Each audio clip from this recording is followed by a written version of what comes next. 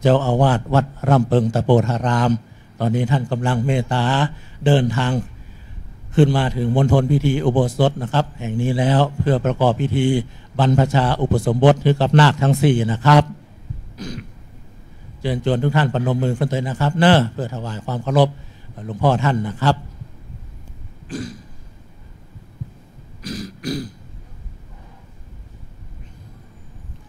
ยกมือไหว้สาถวายการต้อนรับแล้วไม่ต้องเอามือลงนะครับเนอะค้างไว้เลยนะครับเตรียมพร้อมบูชาพระรัตนตรัย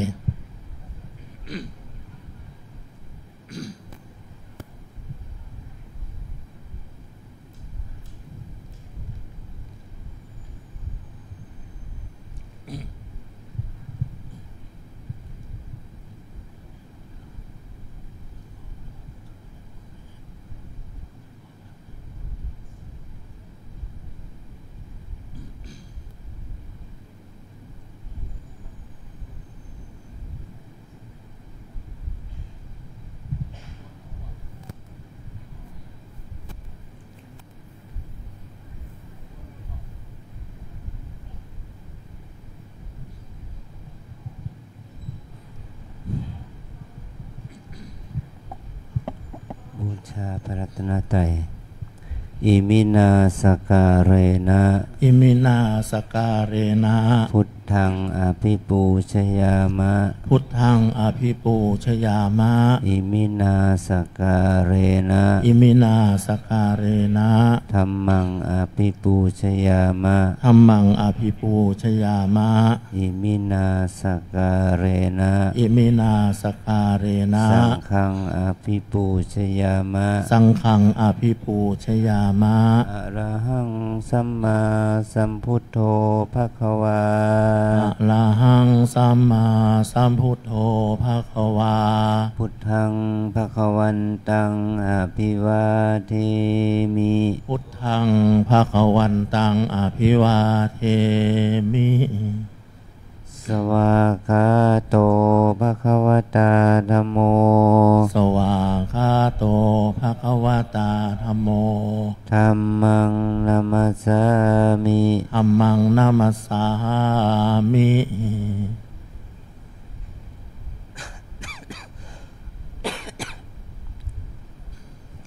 สุปฏิปันโนภควโตสาวกสังโฆสุปฏิปันโนภควโตสาวกสังโฆสังฆังนามามิสังฆังนะมามิอันธรรมยังพุทธัสสะภควโตปุพพภาคานามการังกโรมาเสนะโมตัสสะภะคะวะโตอะระหะโตสัมมาสัมพุทธัสสะนะโมตัสสะภะคะวะโตอะระหะโตสัมมาสัมพุทธัสสะนะโมตัสสะภะคะวะโตอะระหะโตสัมมาสัมพุทธัสสะ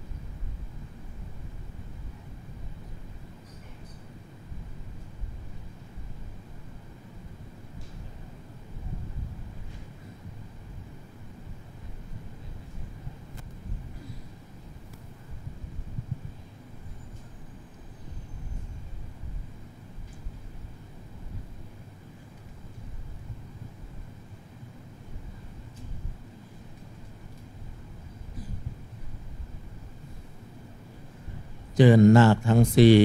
พร้อมทั้งศรัทธาสาธุชนทุกคนทุกท่านกราบพระสงฆ์พร้อมกัน3 ครั้งเพื่อสมาทานเบญจศีลนาคออกเสียงด้วยครับอัญชลีวันทาอภิวาอัญชลีวันทาอภิวาอัญชลีวันทาอภิวาอัญชลีวันทาอัญชลีเชิญตัวแทนของนาคเข้าไปถวายพานเบญจศีลครับ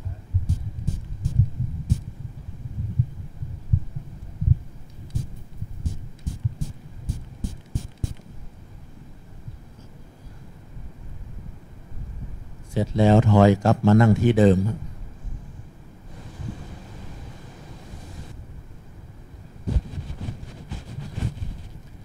นาคทั้งสี่พร้อมศรัทธาสาธุชนทุกท่านอาราธนาเบญจศีลพร้อมกันณบัดนี้มะยังพันเตวิสุงรักขณทายะติสรเนนะสหปัญจศีลานิยาจามะทุติยัมปิมะยังพันเตวิสุงรักขณทายะติสรเนนะสหปัญจศีลานิยาจา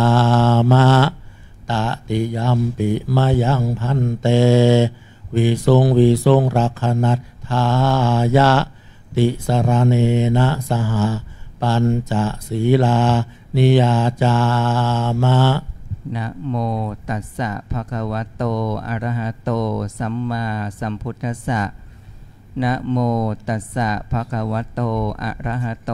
สัมมาสัมพุทธัสสะนะโมตัสสะภะคะวะโตอะระหะโตสัมมาสัมพุทธัสสะนะโมตัสสะภะคะวะโตอะระหะโตสัมมาสัมพุทธัสสะนะโมตัสสะภะคะวะโตอะระหะโตสัมมาสัมพุทธัสสะนะโมตัสสะภะคะวะโตอะระหะโตสัมมาสัมพุทธัสสะพุทธังสรณังคัจฉามิพุทธังสรณังคัจฉามิธัมมังสรณังคัจฉามิธัมมังสรณังคัจฉามิสังฆังสรณังคัจฉามิสังฆังสรณังคัจฉามิทุติยัมปิพุทธังสรณังคัจฉามิทุติยัมปิพุทธังสรณังคัจฉามิทุติยัมปิธัมมังสรณังคัจฉามิทุติยัมปิธัมมังสรณังคัจฉามิทุติยัมปิสังฆังสรณังคัจฉามิทุติยัมปิสังฆังสรณังคัจฉามิตติยัมปิพุทธังสรณังคัจฉามิตติยัมปิพุทธังสรณังคัจฉามิตติยัมปิธัมมังสรณังคัจฉามิตติยัมปิธัมมังสรณังคัจฉามิตติยัมปิสังฆังสรณังคัจฉามิตติยัมปิสังฆังสรณังคัจฉามิญาติโยมพูดตามด้วยนะออกเสียงดังๆด้วยเพราะว่าเป็นการสมาทานศีลด้วยตัวของเราเองปานาติปาตาเวระมณีสิกขาปะทังสมาธิยามิปานาติปาตาเวรมณีสิกขาปะทังสมาธิยามิอทินนาทานาเวระมณีสิกขาปะทังสมาธิยามิอทินนาทานาเวรมณีสิกขาปะทังสมาธิยามิกาเมสุมิชฌาจาราเวระมณีสิกขาปะทังสมาธิยามิกาเมสุมิชฌาจาราเวระมณีสิกขาปะทังสมาธิยามิมุสาวาทาเวระมณีสิกขาปะทังสมาธิยามิมุสาวาทาเวระมณีสิกขาปะทังสมาธิยามิสุราเมรยะมัชฌัปปมาทัฏฐานาเวระมณีสิกขาปะทังสมาธิยามิสุราเมรยะมัชฌัปปมาทัฏฐานาเวระมณีสิกขาป ปทังสมาธิยามิ อิมานิปัญจสิกขาปทานิสีเลนะสุขติงยันติ สาธุ สีเลนะโภคะสัมปทา สาธุ สีเลนะนิพุติงยันติตัสมาสีลังวิโสทะเย อามะพันเต อัญชลีวันทาอภิวาทอัญชลีวันทาอภิวาทอัญชลีวันทาอภิวาทอัญชลีวันทาอัญชลีลำดับพิธีกรรมขั้นตอนจากนี้ไปนะครับเจิญนาคทั้งสี่หันหน้ากลับมาหาคุณพ่อคุณแม่นะครับช่างภาพตากล้องเตรียมพร้อมนะครับเนอะบันทึกภาพถ่ายรูปมอบผ้าไตรนะครับก่อนที่นาคทั้งสี่จะรับเอาผ้าไตรนาคทั้งสี่กราบคุณพ่อคุณแม่ก่อนนะครับพร้อมกันแล้วก็อัญชลีเลยนะครับเนอะ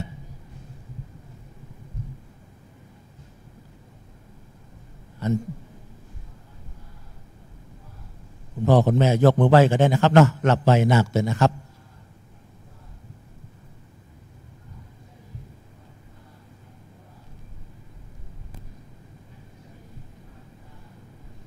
ขยับเข้ามาใกล้ๆนะครับเนอะพร้อมทั้งยื่นแขนออกมารับเอาผ้าไตรนะครับคุณพ่อคุณแม่ขยับเข้าไปหาครับขยับเข้าไปหานะครับนะช่วยกันยกเอาผ้าไตรนะครับค่อยๆทอดพาดไว้วางไว้บนแขนของนาคนาคปนมมือไว้ครับปนมมือเอาไว้ครับจ้าๆนะครับเนอะเดี๋ยวถ่ายหูปตัน ช่างภาพพร้อมหรือยังครับจ้าๆนะครับเนอะทอดพาดไว้บน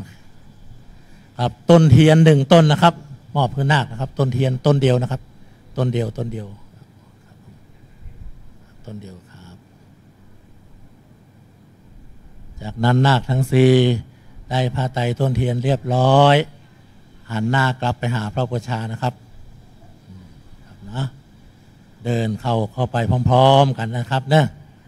คุณพ่อคุณแม่รอตรงนี้กันนะครับเนะนั่งในท่าปกติตามสบายนะครับ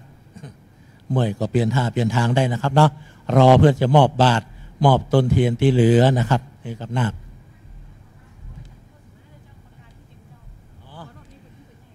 4ขอไข่ทอทง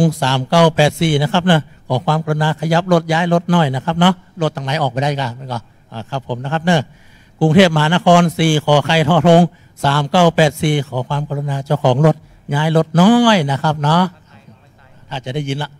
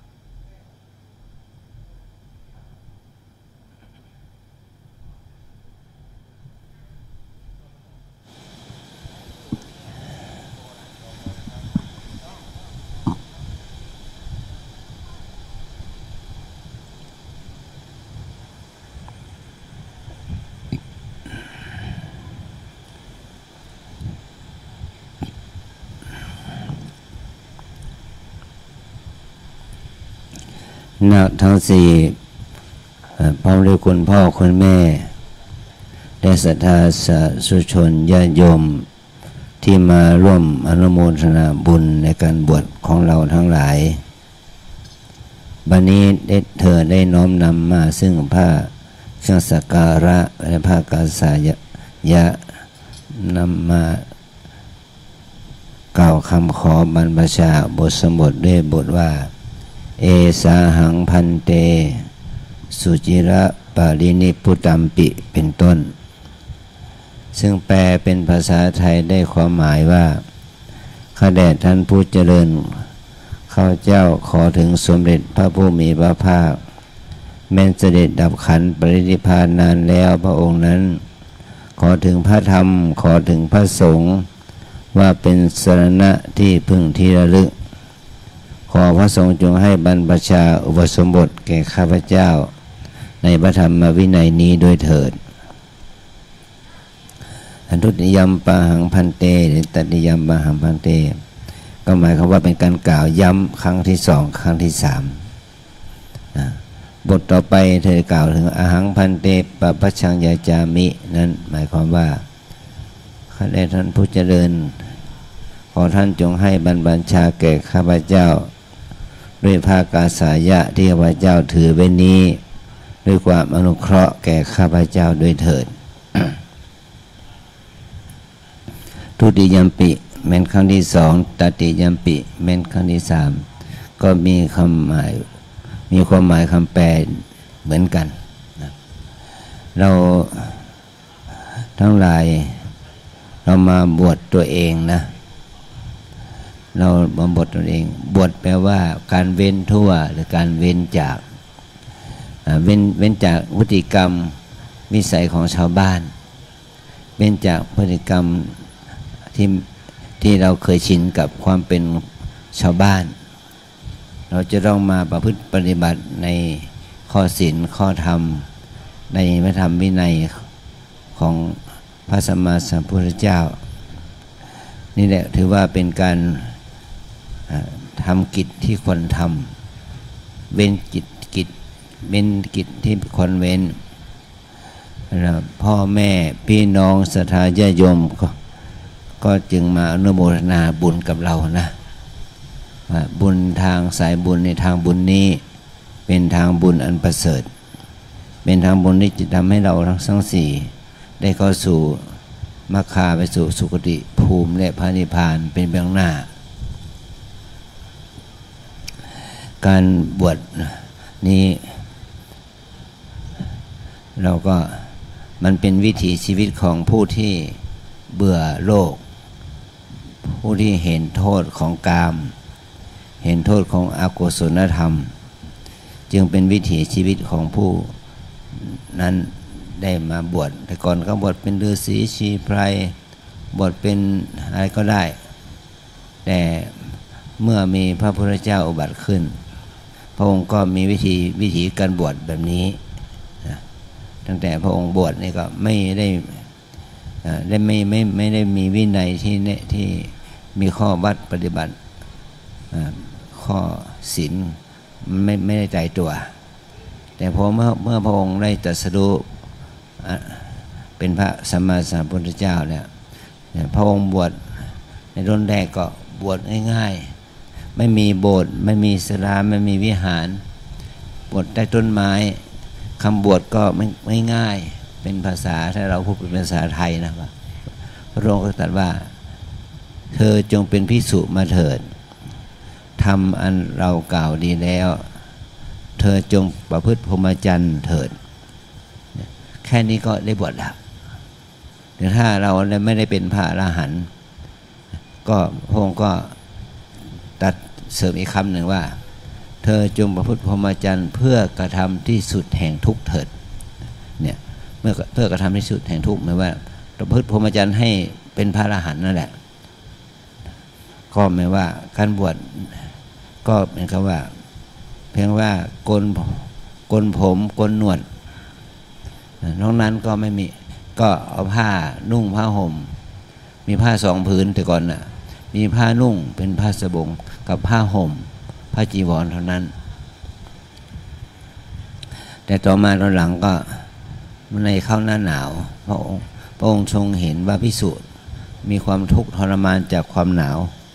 พระองค์ก็เพิ่มผ้าขึ้นอีกคือหนึ่งเรียกว่าผ้าสังฆติ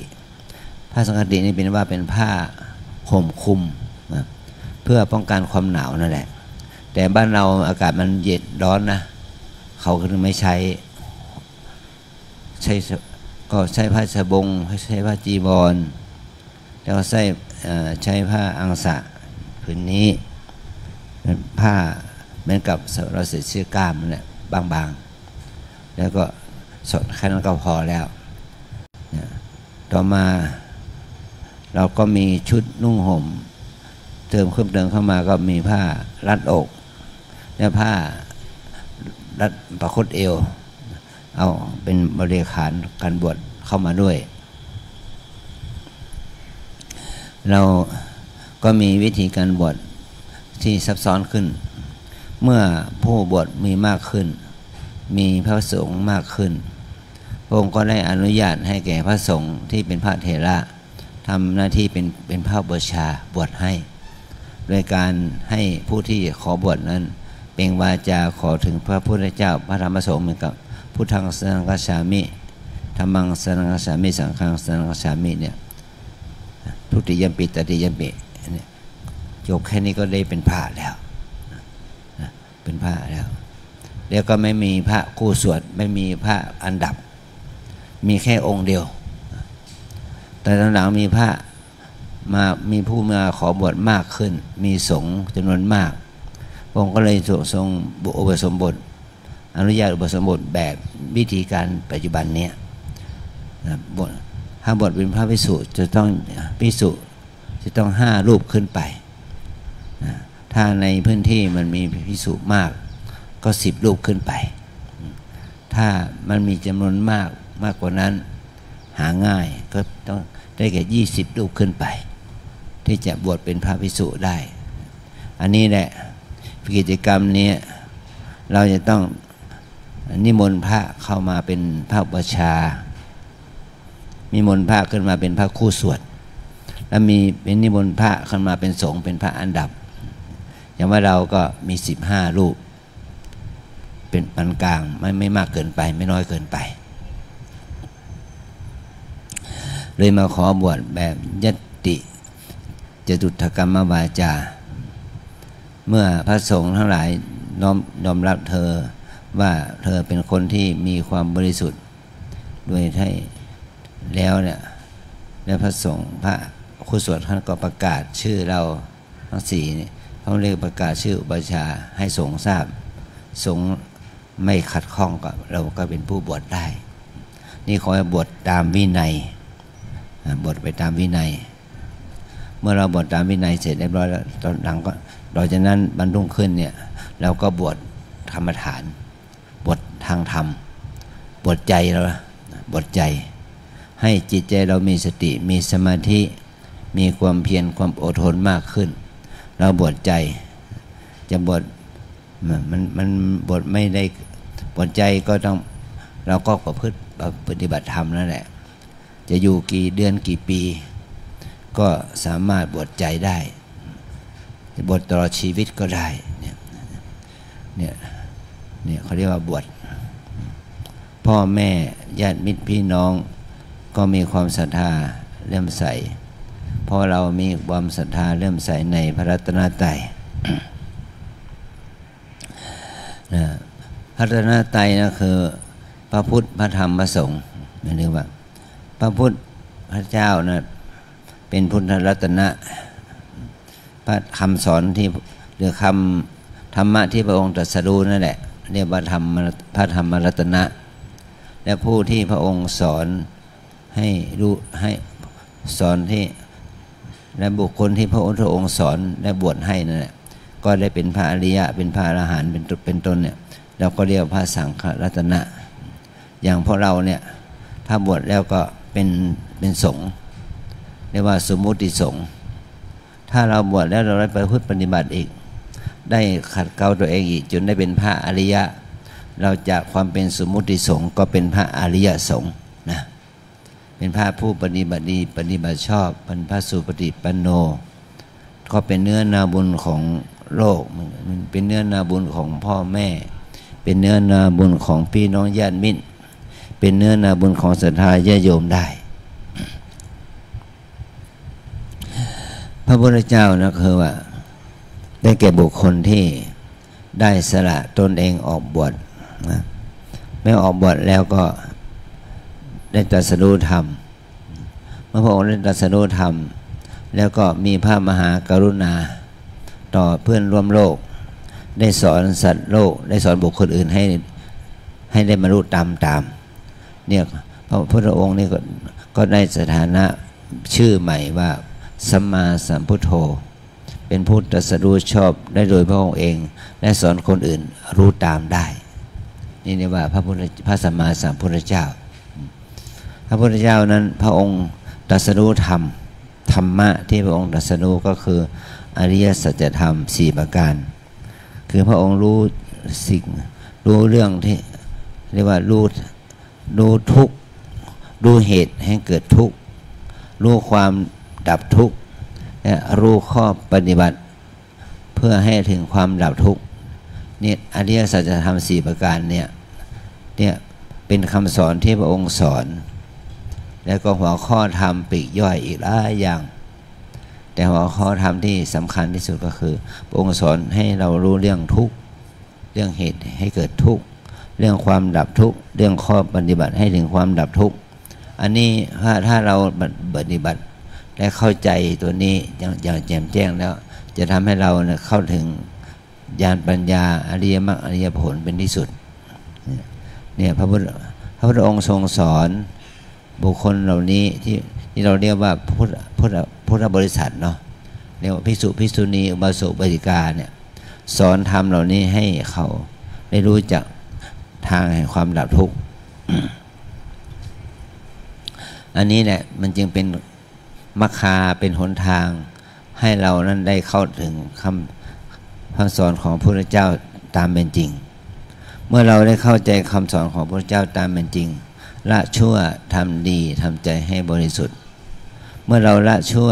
ทำดีทำใจให้บริสุทธิ์มันก็จะทำให้เรานั้นละกิเลสไปได้แล้วก็สร้างบุญสร้างกุศลจนถึงเข้าถึงมรรคผลนิพพานเข้าถึงมรรคผลนิพพานได้อันนี้เป็นทางแห่งความดับทุกข์เพราะทางแห่งความดับทุกข์ของเราก็มีผลก็คือใจบริสุทธิ์จากกิเลสเมื่อใจเราบริสุทธิ์เกิดกิเลสแล้วก็ดับทุกข์ได้เรียกว่ากิเลสเนี่ยมันเป็นเหตุให้เกิดทุกข์นะทุกข์ก็คือความที่ชีวิตของเรามีความเกิดแก่เจ็บตายนะนี่เดียวเป็นทุกข์พัดพลาดจากสิ่งที่รักประสบกับสิ่งที่ไม่น่ารักปรารถนาสิ่งใดไม่ได้ดังใจเหล่านี้เป็นทุกข์นะแล้วเรามาปฏิบัติมาบวชเนี่ยมาเพื่อให้เราได้รู้ให้มีปัญญารู้ทางมีช่องทางความดับกิเลสเรานี่แหละนะขอให้เราทั้งหลายได้รู้ถึงว่าพระพุทธองค์นั้นพระองค์ได้ทรงมีพระมหากรุณาต่อสัตว์โลกมีพระทัยอันบริสุทธิ์ผุดพองจากกิเลสเพราะพระปัญญาที่คุณที่พระองค์ทรงรู้เองแล้วก็สอนสัตว์โลกคือว่าภิกษุภิกษุณีอุบาสกอุบาสิกาเรามนุษย์เทวดาทั้งหลายนะให้รู้ถึงธรรมที่จะทำให้ดับทุกข์นี้ได้เนี่ยพระองค์ก็ทรงได้วางพระศาสนามาจนถึงทุกวันนี้เมื่อพระองค์ได้ทรงวางศาสนาไว้45ปีในสมัยที่พระองค์มีพระชนมาชีพ45ปีมีก็พระองค์ก็นิพพานพระองค์ก็อาศัยพระธรรมวินัยที่พระองค์ทรงแสดงทรงสอนนั่นแหละเอามาเป็นหลักธรรมนูญชีวิตแก่พุทธบริษัททั้งหลายเรียกว่าพระธรรมวินัยหรือพระไตรปิฎกนั่นแหละนะพระธรรมวินัยหรือพระไตรปิฎกนั้นได้เป็นหัวข้อธรรมที่พุทธบริษัทได้เรียนรู้เรื่องของที่โดยแล้วเราจะพูดโดยย่อว่าหลักของศีลสมาธิและปัญญาเมื่อเราเข้าใจหลักศีลสมาธิปัญญาเนี่ยมันจะทำให้เราก้าวข้ามกิเลสอกุศลและทำได้ละชั่วทำดีและทำใจให้บริสุทธิ์อย่างนี้ได้เนี่ยนี่คือพระรัตนตรัย เมื่อเรามีพระรัตนตรัยเป็นสรณะที่พึ่งที่ระลึกอย่างนี้แล้วเราจะทำยังไงต่อไปก็มันจะได้ประโยชน์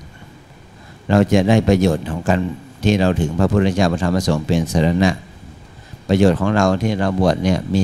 โดยย่อมี3ประการการที่1เรียกว่าประโยชน์ต่อตัวเองเราก็ได้มาฝึกฝนอบรมได้ประโยชน์นี่ว่าครั้งแรกนี่เราประโยชน์ที่เราจะต้องได้ฝึกท่องคำบวชเราฝึกท่องคำบวชได้ก็ได้ประโยชน์แล้วได้ความทรงจำที่ดีได้ประโยชน์ทำให้พ่อแม่พี่น้องญาติมิตรมาร่วมบุญด้วยนี่ได้ประโยชน์อันที่2อันที่3มันเป็นประโยชน์ต่อพระศาสนาพระศาสนาก็จะเจริญขึ้นเพราะวัดเราเนี่ยบางวัดนี่มีพระรูป2รูปมีผู้ปฏิบัติธรรมนิดหน่อยทำวัดทำบุญตักบาตรบางวัดก็หาได้ยากแต่ถ้าวัดไหนที่มีพระโสองค์เน้นมากศรัทธาญาติโยมมาทำบุญสุนทานรักษาศีลภาวนามากเนี่ยพระศาสนาเขาเจริญนี่เนี่ยเป็นประโยชน์3อย่างประโยชน์ต่อตนเองเราจะได้ประพฤติปฏิบัติข้อวัดปฏิบัติที่ดีงามให้เป็นวิถีชีวิตของเราประโยชน์ต่อพ่อแม่ก็ได้ถวายชีวิตของลูกเราเนี่ยเอามาให้เรามาบวชในพระศาสนาพ่อแม่ได้อนุเคราะห์สงเคราะห์เราในการถวายผ้าไตรจีวรบาตรและบริขารเนี่ยอันนี้เป็นประโยชน์ที่พ่อแม่ได้พ่อแม่ก็มีความสุขใจที่ลูกได้บวชได้เห็นชายผ้าเหลืองของลูกที่ได้นุ่งห่มกายพ่อแม่ก็ดีใจนี่เป็นประโยชน์ของพ่อแม่มีความปลื้มปิติใจต่อกันที่ลูกหลานได้บวชเนี่ยเป็นอานิสงส์ที่เราได้ให้พ่อแม่ได้เข้าสู่พระศาสนาเนี่ยแล้วก็ทำให้เมื่อเราบวชแล้วก็ทำให้พระศาสนาน่าเป็นเป็นทำให้พระศาสนาที่เราบวชในพระศาสนาก็ทำให้พระศาสนาเจริญเราได้บวชเราได้ประพฤติปฏิบัติธรรมพระศาสนาก็จะเจริญขึ้นอันนี้เป็นข้อธรรมที่เราจะได้จากการบวชในการบวชนี้เราจะต้องอาศัยการนุ่งห่มผ้ากาสาวพัสเครื่องนุ่งห่มเนี่ยแต่เราผ้ากาสาวพัสนี่ท่านเปรียบเทียบอุปมาเหมือนกับธงชัยของพระอรหันต์เราจะบวชเราจะมานุ่งห่มเครื่องนุ่งห่มของพระอรหันต์มันย่อมไม่ค่อยสมควรเท่าไหร่แต่ว่าเราต้องบวชเนี่ยท่านครูบาอาจารย์ท่านก็ได้แนะนำว่าขอให้เราได้รับกรรมฐานจิตใจของได้รับกรรมฐานของเราแล้วเราจึงสมควรแก่การนุ่งห่มผ้ากาสาวพัสนะตอนนี้ได้ว่าตามนะเกสาโลมานะขาทันตาตะโจทันตานะขาโลมาเกสาโลมานะขาทันตาตะโจทันตานะขาโลมาเกสาโลมานะขาทันตาตะโจทันตานะขาโลมาเกสาแปลว่าผมโลมาแปลว่าขนนะขาแปลว่าเล็บทันตาแปลว่าฟันตะโจแปลว่าหนังผมขนเล็บฟันหนังนี่5ประการนี้เป็นกรรมฐานที่อยู่ในตัวเราเพราะเป็นสิ่งที่เราเห็นด้วยตามันเมื่อสิ่งนี้มันเห็นด้วยตาเราจะมีความรู้สึกชอบพอใจยินดีแต่ถ้าเรามีสติมีสมาธิเอามาฝึกพิจารณาว่าผมขนเล็บฟันหนังนี้เป็นของปฏิกูลไม่สะอาดก็จะทำให้จิตใจเรามีสติสมาธิดีขึ้น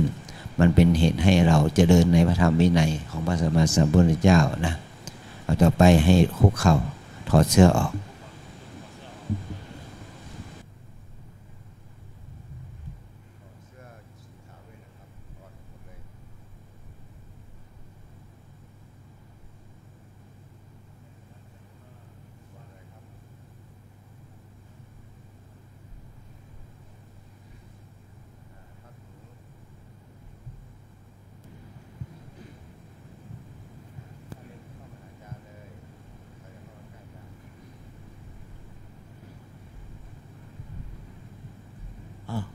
เวลานี้เป็นเวลาที่นาคจะได้เปลี่ยนเอาชุดนาคชุดขาว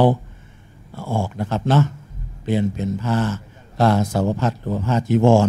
เหมือนพระสงฆ์องค์เจ้าทั่วไปนะครับเนอะ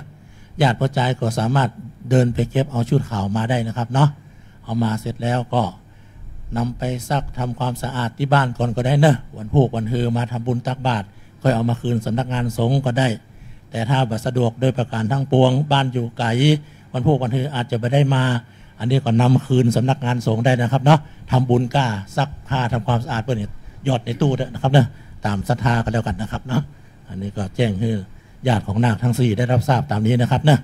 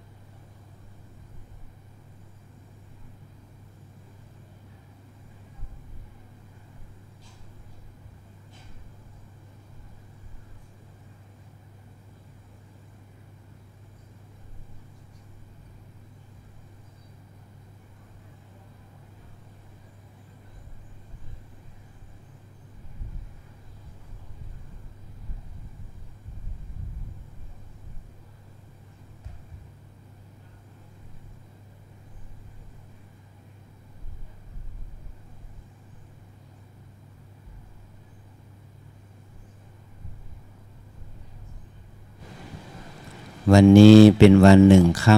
ำเดือน8เดือน6เดือน6หรือเดือน8เหนือเป็นวัน15 ค่ำวันที่11 พฤษภาเป็นวันวิสาขบูชาเราเอาวันขึ้น1 ค่ำเป็นวันแห่งเป็นมงคลแก่เราและแก่ญาติมิตรแก่พ่อแม่พี่น้องญาติมิตรเราจะได้น้อมนึกถึงพระพุทธเจ้าเป็นวันที่พระพุทธเจ้าประสูติ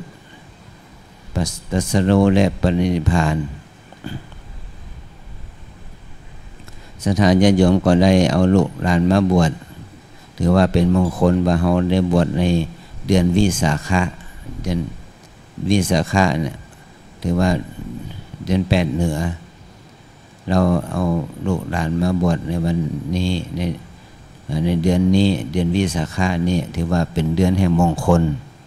เป็นเดือนแห่งการประสูติตรัสรู้และปรินิพพานของพระสัมมาสัมพุทธเจ้าเราทั้งหลายได้ทำความดีในวันเห็นในเดือนวิสาขะนี่วันนี้ขึ้น1 ค่ำขึ้น1 ค่ำเดือน6หรือขึ้น1 ค่ำเดือน8เหนือเราได้มาทำบุญนี่ก็คือว่าเป็นมหากุศลเป็นมงคลแก่ครอบครัวเป็นมหากุศลเป็นมงคลแก่เราทั้งหลาย10ต่อไปเนาะ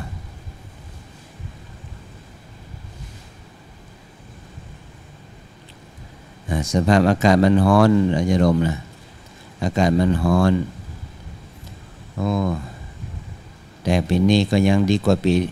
ก่อนๆที่แสงอากาศมันร้อนจัดเราทั้งหลายก็ได้ความเย็นใจเนาะร้อนกายก็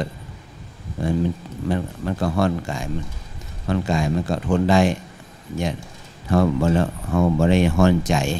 เฮาบ่ร้อนใจเฮาเย็นใจเฮามีความสุขที่ลูกหลานเฮามาบวชเป็นพระนะมาบวชเป็นพระแล้วก็บวชแล้วลูกหลานเราจะได้ปฏิบัติกรรมฐานภาวนาโดยได้เจริญสมาธิภาวนาได้บวชปฏิบัติบ่ได้ใจว่าพระของเรามาบวชเพียงแค่มากินนอนลูกหลานของเราจะมาบวชเพื่อมาทำวัดสวดมนต์ภาวนา มันจะเป็นกุศลเป็นบุญกับตัวลูกหลานเฮาเราเป็นบุญเป็นกุศลกับครอบครัวเฮาเป็นบุญกุศลเพื่อเป็นบุญเป็นกุศลให้แก่นอกจากตัวเฮาแล้วตัวพ่อแม่แล้วยังเป็นบุญเป็นกุศลแก่พ่ออุ้ยแม่มอนปู่ย่าตายายไปตัวขอศรัทธาญาติโยมทั้งหลายได้มีความอดทนอดกลั้นน้อยหนึ่งเพราะว่าอากาศมันร้อนพอสมควร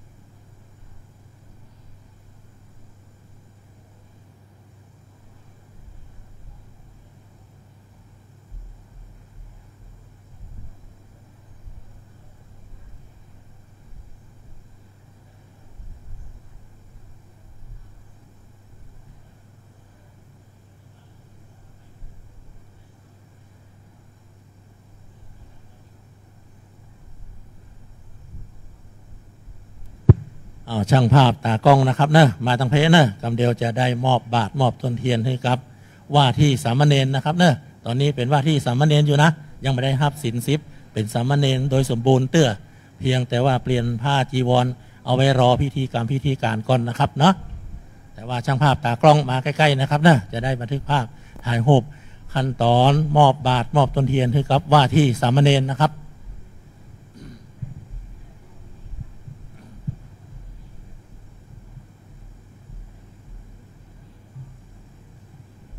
รอแฮมรูปนะครับนะรอรูปที่2กับเดียวครับ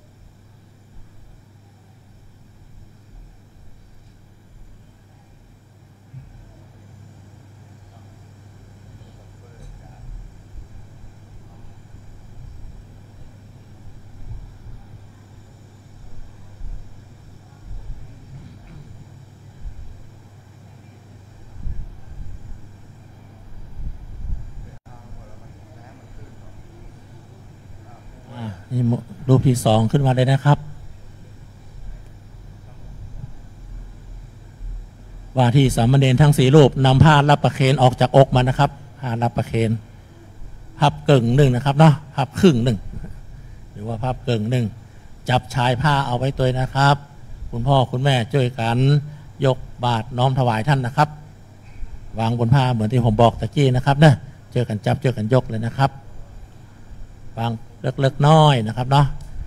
ต้นเทียน2 ต้นวางที่ชายผ้านะครับเทียน2 ต้นจากนั้นว่าที่สามเณรย้ายบาตรออกจากผ้าครับย้ายบาตรย้ายตัวเทียนออกวางข้างๆย้ายออกพับผ้ารับประเคนไว้ที่อกตามเดิม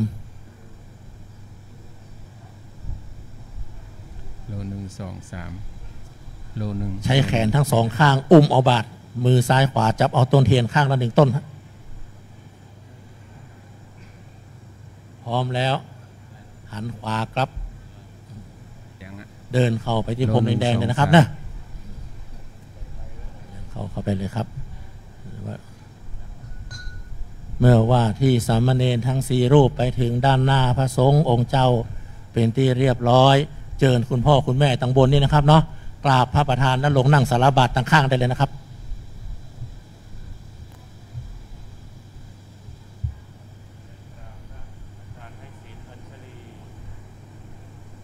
ลงตั้งหน้าเลยครับนะมันมีบันได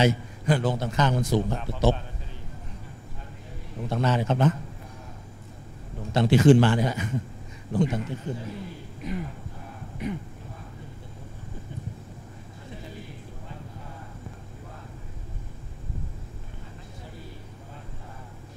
ถวายต้นเทียน1 ต้นกล่าวคำอาหังพันเต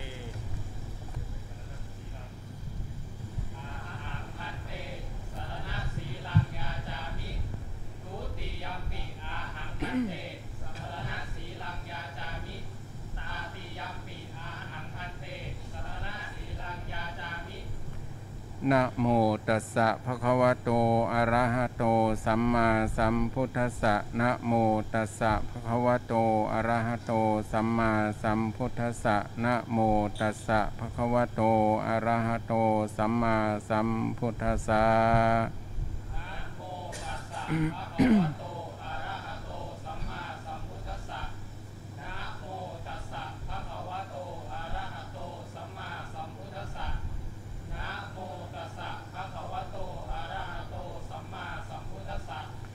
ยะมหังวัฏฐามิตังวะเทหิ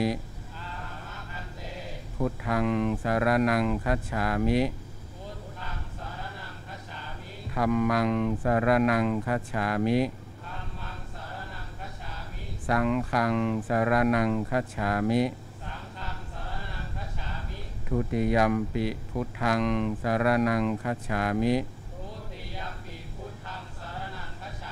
ทุติยัมปิธัมมังสรณังคัจฉามิ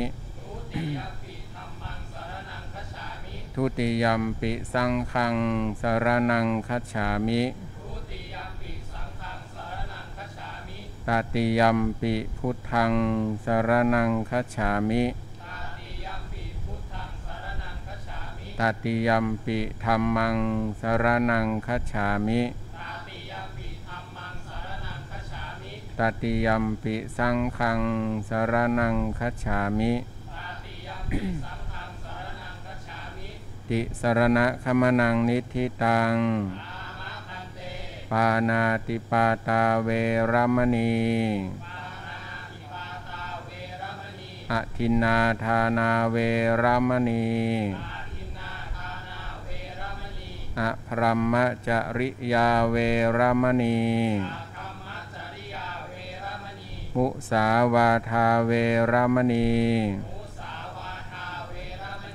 สุราเมรยมัชฌปมาทฐานาเวรมณีวิกาลโภชนาเวรมณี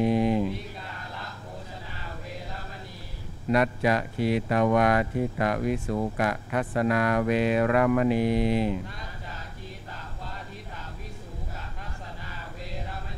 ม มาลาคันทะวิเลปนะธารณะมันดนะวิภูสนัฏฐานาเวรมณี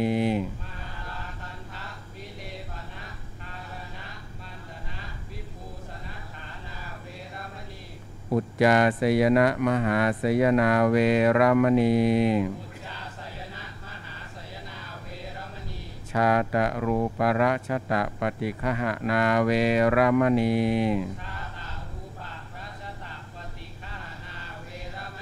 อิมานิทัสสะสิกขาปทานิสมาธิยามิ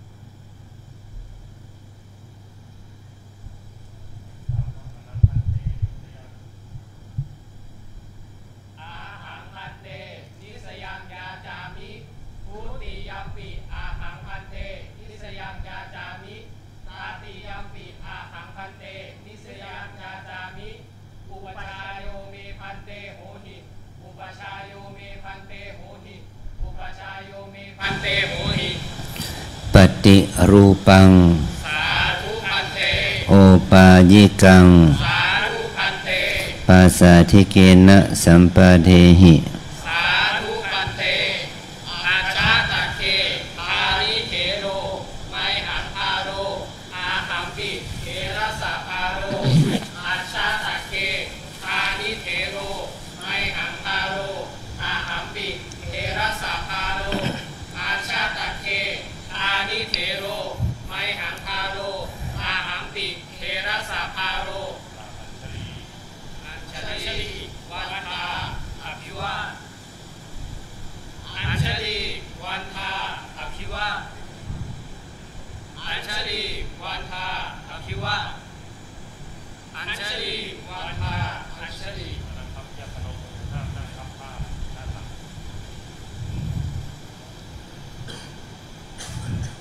นั่งบนผ้าบาทนั่งบนผ้า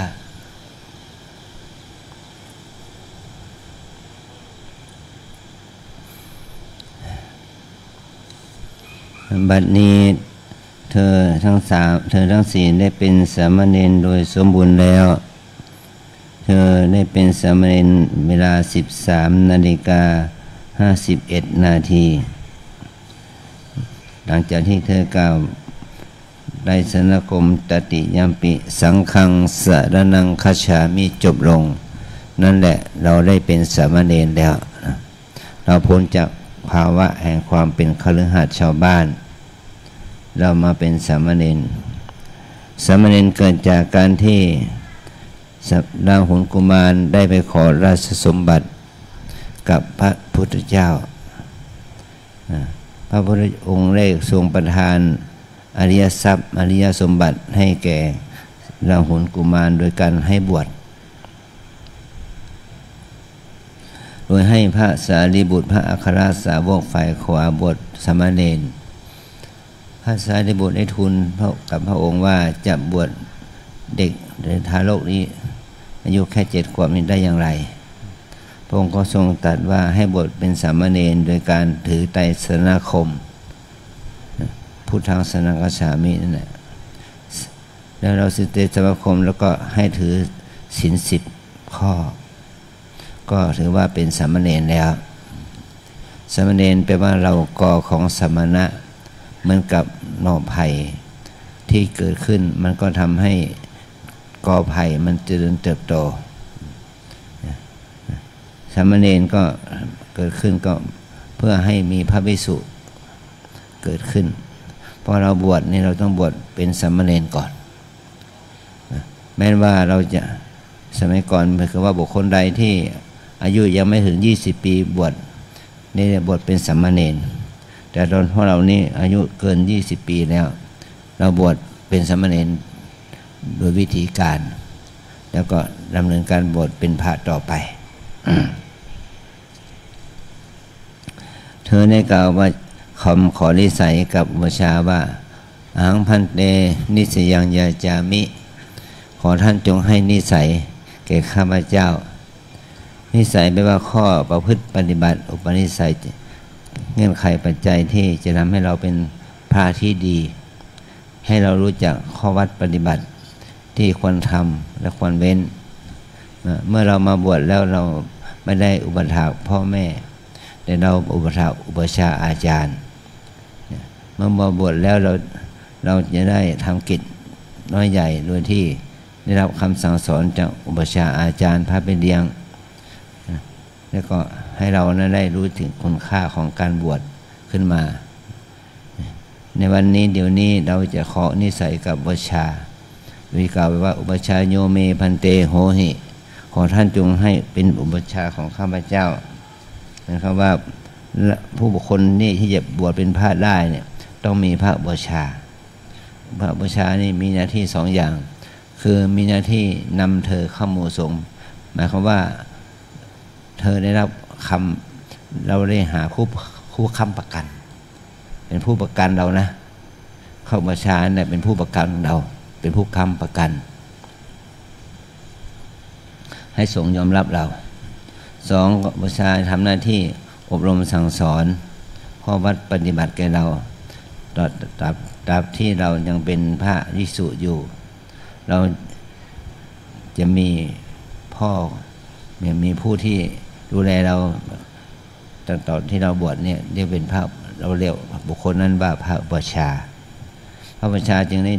ถาม3 คำแก่เราว่าปฏิรูปังเธอก็รับว่าสาธุพันเตนะเธอก็คำว่าสาธุพันเตแปลว่ายอมรับปฏิรูปังปฏิรูปนี่หมายถึงว่าเราจะทำตัวเองให้ดีขึ้นเราจะเป็นพระที่ดีเราจะไม่ทำกิจที่เสียหายเมื่อเรามาเป็นพระแล้วเนี่ยเราจะไม่ทำอะไรที่เสียหายดังนี้เรียกว่าปฏิรูปตัวเอง2โอปายิกังหมายว่าชอบด้วยอุบายของบัณฑิตหมายความว่าถ้าเรามาบวชเนี่ยเราต้องเดินตามทางของบัณฑิตเดินตามทางของพระอริยเจ้ามีข้อวัดปฏิบัติที่พึงกระทำสิ่งที่ควรเว้นก็ควรเว้น3ภาษาที่เกณฑ์สัมปเดหิแปลว่าเมื่อเธอบวชแล้วเธอจงประพฤติตนให้เป็นที่น่าศรัทธาเลื่อมใสเมื่อเราบวชแล้วเราต้องให้การพฤติกรรมกิริยามารยาทกิริยาของเราจะต้องเป็นที่เลื่อมใสของเพื่อนด้วยกันเป็นที่เลื่อมใสของพ่อแม่ญาติมิตรเป็นที่เลื่อมใสของสาธุชนญาติโยมสังคมที่ไม่ใช่พี่น้องญาติมิตรแต่เขาศรัทธาพระสงฆ์เราจะต้องทำให้พระสงฆ์เขาศรัทธาเมื่อเราศรัทธาแล้วเขาจะอุปถัมภ์พระสงฆ์ด้วยปัจเจศีหรือนี่มีบิณฑบาตเป็นต้นตามสมควรแก่สถานะของเราสืบต่อไปอันที่2ก็ได้กล่าวคำว่าอาชัตตเคธานิหมายความว่าตั้งแต่บัดนี้เป็นต้นไปภาระของข้าพเจ้าก็เหมือนกับภาระของพระเถระภาระของพระเถระก็เป็นภาระของข้าพเจ้าเหมือนกับว่าถ้าเรามาบวชเนี่ยเราเป็นผ้าใหม่การนุ่งกันห่มก็ยังไม่เป็นการขบการฉันก็ยังไม่ค่อยเป็นแบบการฉันแบบพระนะเราจะต้องมันต้องประเคนอะไรก่อนอย่างนี้นะเราจะต้องให้พระบูชาอาจารย์พระไปเลี้ยงแนะนำเราให้เราได้รู้ถึงข้อวัดปฏิบัติของความเป็นพระใหม่นี่พระใหม่ก็ได้รับเมื่อได้รับการอุปถัมภ์อุปถากได้รับการสงเคราะห์อนุเคราะห์จากครูบาอาจารย์พระเป็นเลี้ยงแล้วก็เราจะต้องช่วยครูบาอาจารย์เพื่อช่วยวัดโดยการประพฤติปฏิบัติทำวัดสวดมนต์ภาวนาปัดกวาดเช็ดถูนี่เป็นหน้าที่ของพวกเรานะตอนนี้ไปขอพระสงฆ์จะได้ยกเธอขึ้นเป็นภิกษุในพระพุทธศาสนาชื่อของเธอเป็นภาษาไทยไม่เหมาะกับวาจาที่สดเป็นภ ภาษาบาลีได้จึงตั้งชื่อฉายาให้เธอใหม่อย่างนี้สามเณรรัชกรปันธนาเนี่ยให้ฉายาว่าปัญญาวโรสามเณรพงศธรสุทาวาให้นำฉายาว่าฐานะบโรสามเณรสุภกรหาไทยปรีวิจิตรให้นำฉายาว่าภาสุโก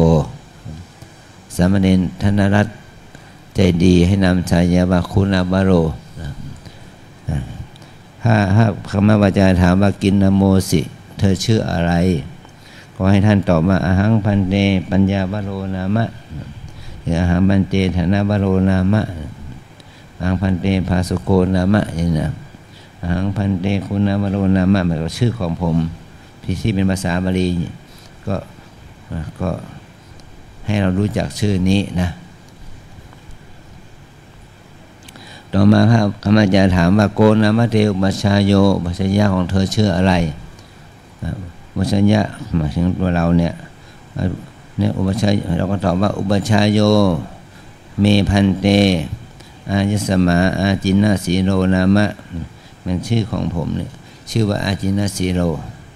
ก็ให้รู้ว่าชื่ออุปัชฌาย์ก็ต้องให้รู้ชื่อของเราก็ให้รู้เขาจะได้สวดมติในสังฆกรรมให้ถูกต้องต่อไปนะ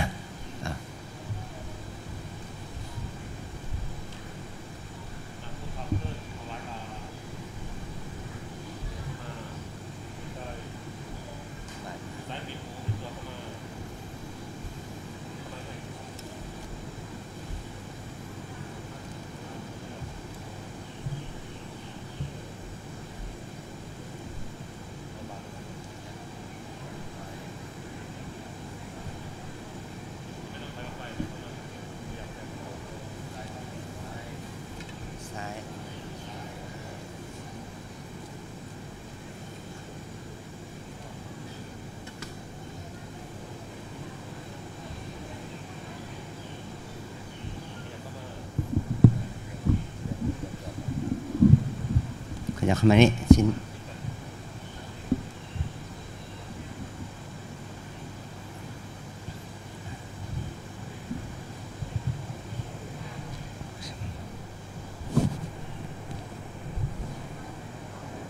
อายันเตปัตโต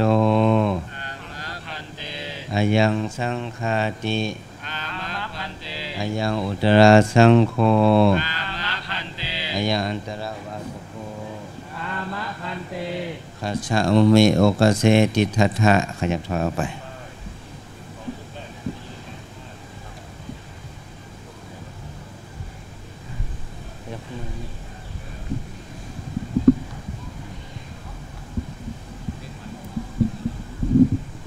รูปที่1 2ยืนหลังผ้าขาวนะครับนะ3 4มานั่งเก้าอี้แดงน้ำเงินร้อนครับ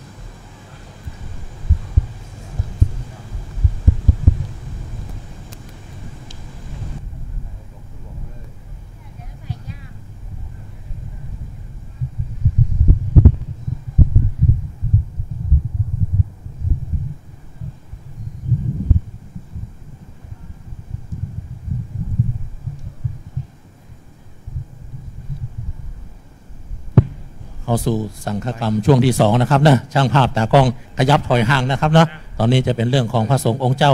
โดยเฉพาะนะครับนะถอยห่างออกมาสักหน่อยครับฟังปุ้นกับกันนะครับนะบัดนี้ขยับเข้ามานะครับเนาะช่างภาพ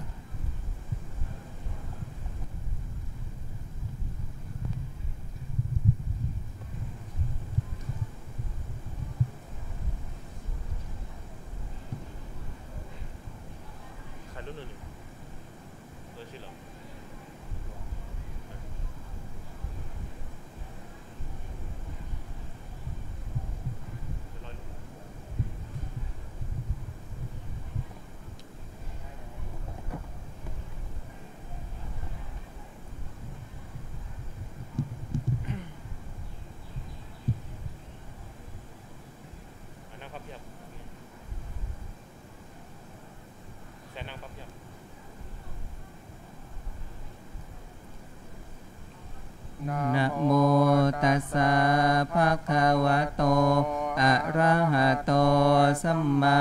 สัมพุทธัสสะนะโมตัสสะภะคะวะโตอะระหะโตสัมมาสัมพุทธัสสะนะโมตัสสะภะคะวะโตอะระหะโตสัมมาสัมพุทธัสสะ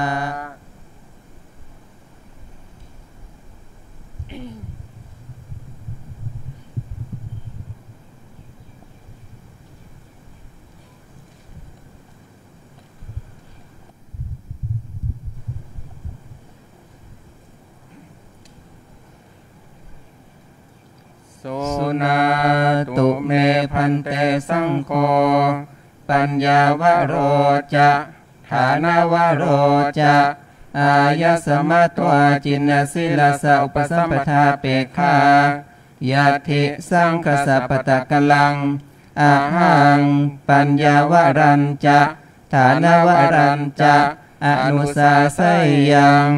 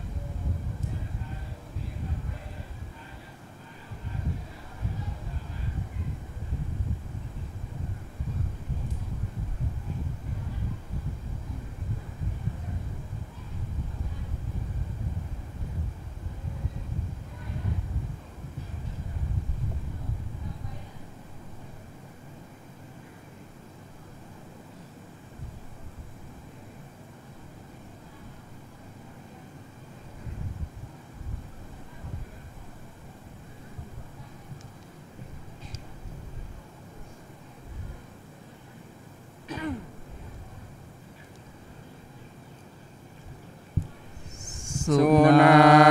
ตุเมพันเตสังโฆปัญญาวโรจะฐานวโรจะอายสมะโตอจินสิลสะอุปสัมปทาเปกขาอนุสิทธาเตมยายาทิสังคสัปปตะกลังปัญญาวโรจะฐานวโรจะอาคาชัยยงอาคัชทะเข้ามาอ้อมผ้ามา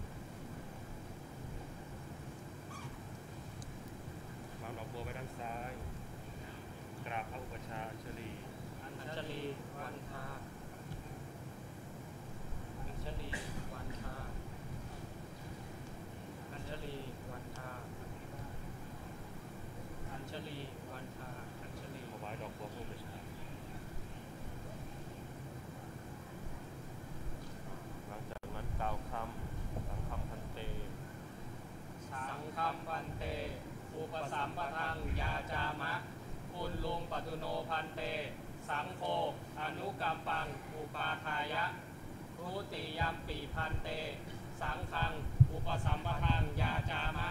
อุลลุมปตุโนพันเตสังโฆอนุกัมปังอุปาทายะตาติยัมปีพันเต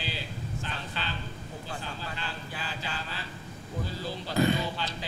สังโฆอนุกัมปังอุปาทายะอิธานิโคอาวุโสยัญจะปัญญาวะโรนามะสามเณโรยัญจะฐานะวะโรนามะสามเณโรมะมะอุปสัมปทาเปฆาอุปสัมปทังอากังขมานาสังฆังยาจันติอาหังสัพพิมังสังฆาเทสามิสาธุอวุโสสัพโพยังสังโฆอิมันจะปัญญาวารังนามาสามเณรังอิมันจะฐานะวารังนามาสามเณรังอันตรายิเกธรรมเมปุชิตวัตถะปัตตะกรังยตวายติจตุเทนะกัมเมนะอกุเปนะทานาละเหนะอุปสัมปะเทมาติกัมมัสนิทานังกโรตุสาธุสุนาตุเมพันเตสังโฆอายัญจะปัญญาวโรอายัญจะฐานวโรอายะสมัตโตอาจินาสิลาสะอุปสัมปทาเปฆายะเทสังคสปตะกลังอาหังปัญญาวรัญจะฐานวรัญจะอันตรายิเกธรรมเมปุชัยยังสุนาสิปัญญาวระสุนาสิฐานวระอายันเตสัจจการโรภูตการโรยังชาตังตังปุชชามิสันตังอธิติวัตตพังอสันตังนัตถิติวัตตพังสันติเตเอวะรูปาอาภาธากุฏทังต่อพร้อมกันนัตถิวันเตคันโทกิลาโสโสโสอัปปมาโรมนุโสเสปุริโสเสภูจิโสเสปุริโสเสเอาไหมปาลิเอาไหมปาลิโสเสปุริจ้ะขึ้นไหมแล้วไหมมนุโสเสปุริโสเสภูจิโสเสอานาโนเสนาชิราชปโตอนุญญาโตเสมาตาปิโตเหปาริปุณณวิสติวโสเสปาริปุณณันเตปตาจิวรังกินาโมเสโกนามะเตอุปัชฌายโย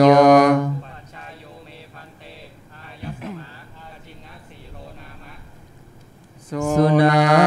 ตุเมพันเตสังโฆอายัญจะปัญญาวโรอายัญจะฐานวโรอายะสมัตโตอาจินสิลาสะอุปสัมปทาเปฆาปาริสุทธาอันตราหิเกหิธรรมเมหิปาริปุณณามิเมสังปตาจิวรังปัญญาวโรจะฐานวโรจะสังฆังอุปสัมปทังยาจันติอายะสมัตตาจินสิเลนุปัชฌาเยนะยัตถิสังฆสัพพตะกลังสังโฆปัญญาวรัญจะฐานวรัญจะอุปสัมปทัยยะอายะสมัตตาจินสิเลนุปัชฌาเยนะเอสายติสุนาตุเมพันเตสังโฆอายัญจะปัญญาวโรอายัญจะฐานวโรอายะสมัตโตอาจินสิลาสะอุปสัมปทาเปฆาปาริสุทธาอันตรายิเกหิธรรมเมหิปาริปุณณามิเมสังปตาจิวรังปัญญาวโรจะฐานวโรจะสังฆังอุปสัมปทานยาจันติอายะสมัตตาจินสิเลนุปัชฌาเยนะสังโฆปัญญาวรัญจะฐานวรัญจะอุปสัมปเทติ อายสมัตตาจินสิเรนุปัชฌายเยนะยัสสายสมัตโตกมติปัญญาวรสัจจะฐานวรสัจจะอุปสัมปทาอายสมัตตาจินสิเรนุปัชฌายเยนะโสตุนัสสะยัสสนกมติโสภาสัยยะทุติยมปิเอตมัทวัฏามิสุนาตุเมพันเตสังโฆอายัญจะปัญญาวโรอายัญจะฐานวโรอายสมัตโตอาจินสิลาสะอุปสัมปทาเปฆาปริสุทธานตราหิเกหิธรรมเมหิปริปุณมิเมสังปตาจิวรังปัญญาวโรปัญญาวโรปัญญาวโรจะฐานวโรจะสังฆังอุปสัมปทานยาจันติอายสมัตตาจินสิเรนุปัชฌายเยนะสังโฆปัญญาวรัญจะฐานวรัญจะอุปสัมปเทติอายสมัตตาจินสิเรนุปัชฌายเยนะยัสสายสมัตโตกมติ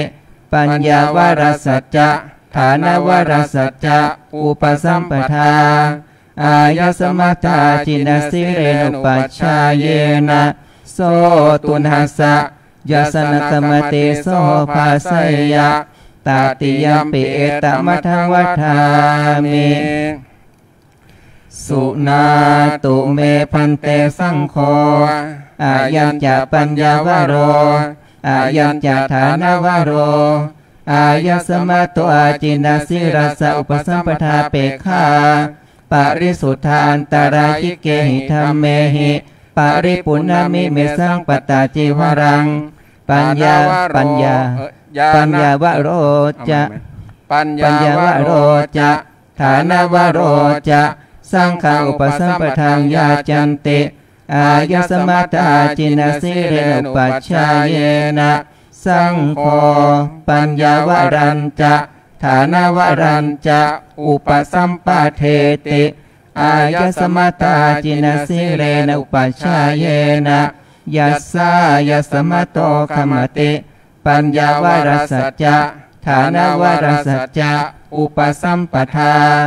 อายสมัตตาจินสิเรนุปัชฌายเยนะโส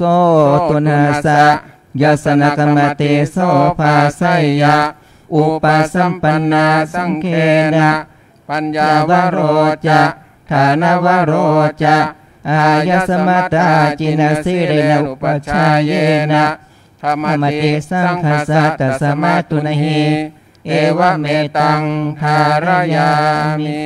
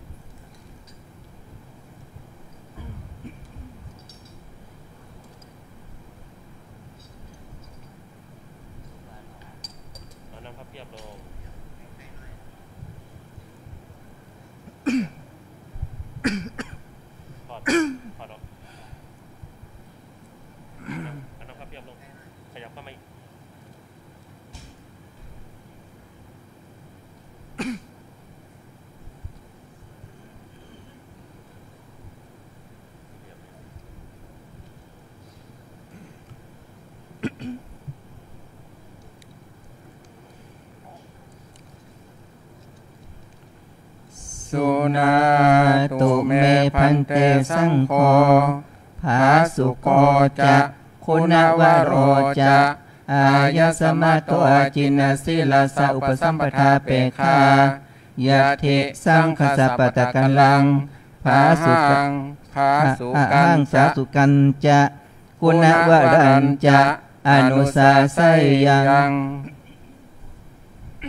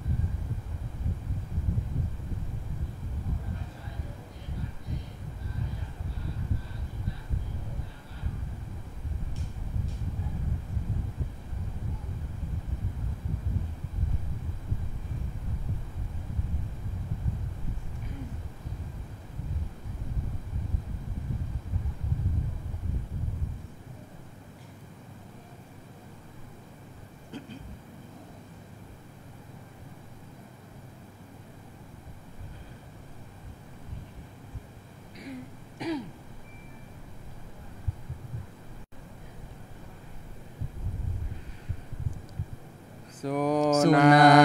ตุเมพันเตสังโฆภาสุโกจะคุณวโรจะอายสมะโตอาจินนาสิลาสาอุปสัมปทาเปฆายะทิสังคสปะตะอนุสิทธาอนุสิทธาจะเอาไหมสมนาตุเมสุนาตุเมพันเตสังโฆภาสุโกจะคุณวโรจะอายสมะโตอาจินนาสิลาสาอุปสัมปทาเปฆาอนุสิทธาเจมยายะทิสังคสปะตะกลังภาสุโกจะคุณวโรจะอาคาชัยยุงอาคัตชะทะเข้ามา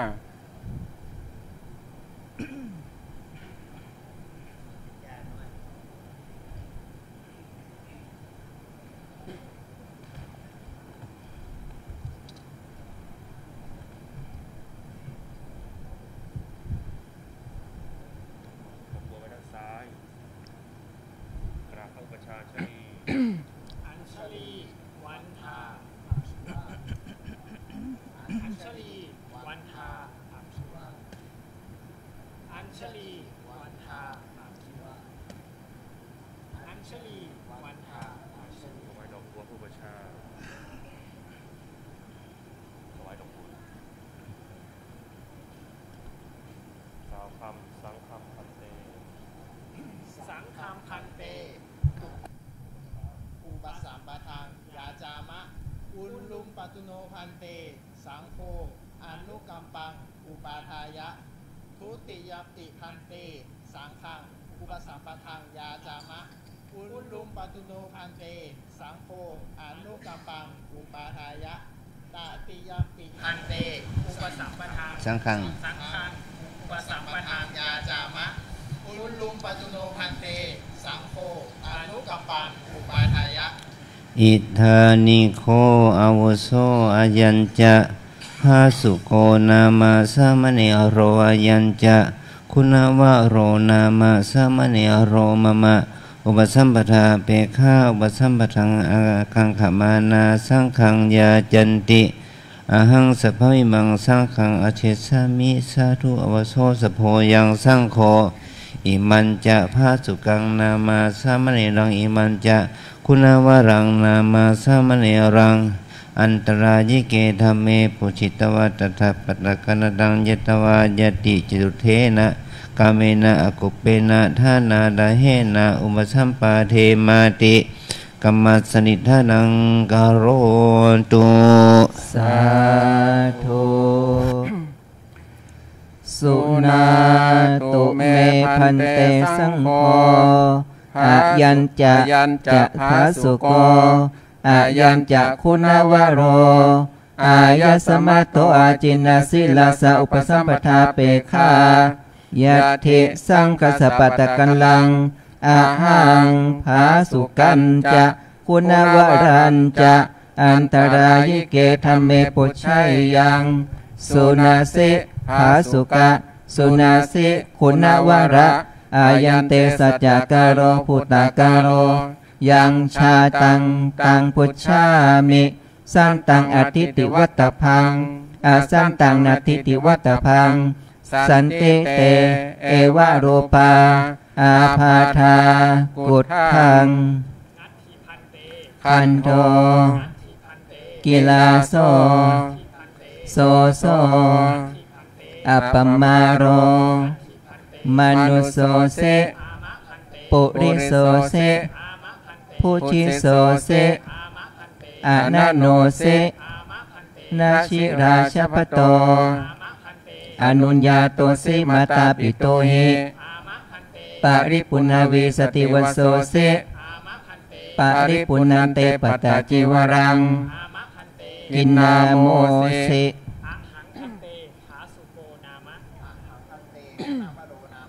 โกนามะเตอุปัชชายโยเมพันเตอายสมาอาจินนะสีโลนามะสุนาตุเมพันเตสังโฆอายัญจะภาสุโกอายัญจะคุณวโร อายะสมะโตอาจินนาสิลาสะอุปสัมปทาเปคาปาริสุทธาอันตรายิเกหิธัมเมหิปาริปุณณมิเมสังปตาจิวรังภาสุโกจะคุณวโรจะสังขังอุปสัมปทังยาจันติอายะสมัตตาจินสิเรนุปัชชาเยนะยัตถิสังคสปตะกัลังสังโฆภาสุกันจะคุณวรัญจะอุปสัมปทัยยะอายะสมัตตาจินสิเรนุปัชชาเยนะเอสายตติสุนาตุเมพันเตสังโฆอายัญจะภาสุโกอายัญจะคุณวโรอายะสมะโตอาจินสิลาสะอุปสัมปทาเปคาปาริสุทธานตารายิเกหิธัมเมหิปาริปุณณมิเมสังปตาทิวรังภาสุโกจะคุณวโรจะสังขังอุปสัมปทังยาจันติอายะสมัตตาจินสิเรนุปัชชาเยนะสังโฆภาสุกันจะคุณวรัญจะอุปสัมปเทติอายะสมัตตาจินสิเรนุปัชชาเยนะยัสสายะสมะโตขมติภาสุกัสสัจจะคุณวรสัจจะอุปสัมปทาอายะสมัตตาจินสิเรนุปัชชาเยนะโสตุนหัสสะยัสสนคมเตโสภาสัยยะทุติยัมปิเอตมะทังวัฏามิสุนาตุเมพันเตสังโฆอายัญจะภาสุโกอายัญจะคุณวโรอายะสมะโตอาจินสิลาสะอุปสัมปทาเปคาปาริสุทธาอันตรายิเกหิธัมเมหิปาริปุณณมิเมสังปตาจิวรังภาสุโกจะคุณวโรจะสังขังอุปสัมปทังยาจันติอายะสมัตตาจินสิเรนุปัชชาเยนะสังโฆภาสุกันจะคุณวรัญจะอุปสัมปเทติอายะสมัตตาจินสิเรนุปัชชาเยนะยัสสายะสมะโตขมติ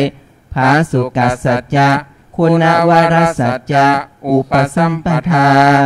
อายะสมัตตาจินสิเรนุปัชชาเยนะโสตุนะหัสสะยัสสนคมเตโสภาสัยยะตติยัมปิเอตมะทังวัฏามิสุนาตุเมพันเตสังโฆอายัญจะภาสุโกอายัญจะคุณวโรอายะสมะโตอาจินสิลาสะอุปสัมปทาเปคาปาริสุทธานตารายิเกหิธัมเมหิปาริปุณณมิเมสังปตาจิวรังภาสุโกจะคุณวโรจะสังขังอุปสัมปทังยาจันติอายะสมัตตาจินสิเรนุปัชชาเยนะสังโฆภาสุกันจะคุณวรัญจะอุปสัมปเทติอายะสมัตตาจินสิเรนุปัชชาเยนะยัสสายะสมะโตขมติภาสุกัสสัจจะคุณวรสัจจะอุปสัมปทาอายะสมัตตาจินสิเรนุปัชชาเยนะโสตุนหัสสะยัสสนคมเตโสภาสัยยะอุปสัมปันนาสังเคนะภาสุโกจะคุณวโรจะอายะสมัตตาจินสิเรนุปัชชาเยนะขมเตสังคสะตัสมาตุนหิเอวะเมตังทารยามิอัญชลีวันทาอภิวาทอัญชลีวันทาอภิวาทอัญชลีวันทาอภิวาทอัญชลีวันทาอัญชลีบุญเวลา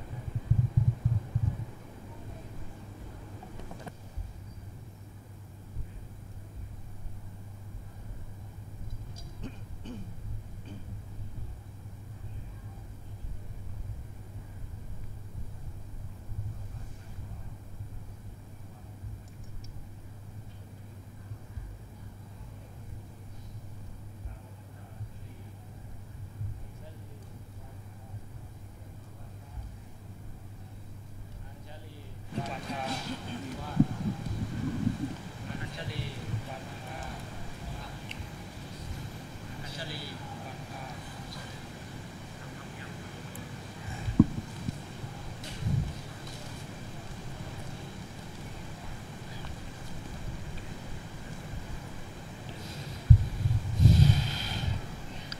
บัดนี้สงฆ์ได้ประกอบสังฆกรรมยติจตุตกรรมวาจาได้ยกท่านปัญญาวโรท่านฐานะวโรขึ้นเป็นพระภิกษุสำเร็จเป็นภิกษุภาวะเวลา 14:20 นาทีประชุมสงฆ์17 รูปได้ลงมติรับท่านพระสุโกและท่านกุณาวโรขึ้นเป็นพระภิกษุในพระพุทธศาสนาสำเร็จเป็นพระภิกษุเวลา 14:33 นาทีเธอทั้งสี่ได้เป็นภิกษุสมบูรณ์แล้วถือว่ามีข้อศีลอาจาระที่จะพึงประพฤติปฏิบัติเสมอเหมือนกับภิกษุทั้งหลายเราทั้งสี่ก็ได้ชื่อว่าจะต้องรับภาระในการดูแลตัวเองดูแลพระธรรมวินัยนี้ให้เป็นที่น่าเป็นที่เลื่อมใสศรัทธาของสาธุชนญาติโยมทั้งหลายสืบต่อไปองค์พระสัมมาสัมพุทธเจ้าได้ทรงบัญญัติให้พระบัญชาให้สอนพระใหม่พระนวากะผู้บวชใหม่อยู่8ประการเรียกว่าอนุศาสตร์8อย่างอันที่1เป็นฝ่ายที่ควรทำเรียกว่ากรณียกิจหรือเราเรียกกันง่ายๆว่านิสัย4เป็นข้อวัดปฏิบัติที่เธอจะต้องปฏิบัติในฐานะที่เป็นพระภิกษุ4ประการ1เราบวชเป็นพระแล้วเราจะต้องไม่มีอาชีพอื่นนะอาชีพของเราก็คือบิณฑบาตเลี้ยงชีพถือว่าไม่เราจะไปเป็นนักธุรกิจอะไรก็ไม่ได้เราบวชเป็นพระก็ศึกษาธรรมศึกษาวินัยเนี่ยแล้วก็เลี้ยงชีพโดยการอาหารบิณฑบาตนะจะบวชกี่วันกี่เดือนกี่ปีก็เหมือนกันจะต้องมีอาชีพหลักคือการเลี้ยงชีพโดยการบิณฑบาตนี่แหละแต่ว่าถ้ามีเมื่อเป็นท่านเป็นพระเถระขึ้นมาก็มีลูกศิษย์ลูกหามาทำบุญเรียกว่าได้อติเรกลาภ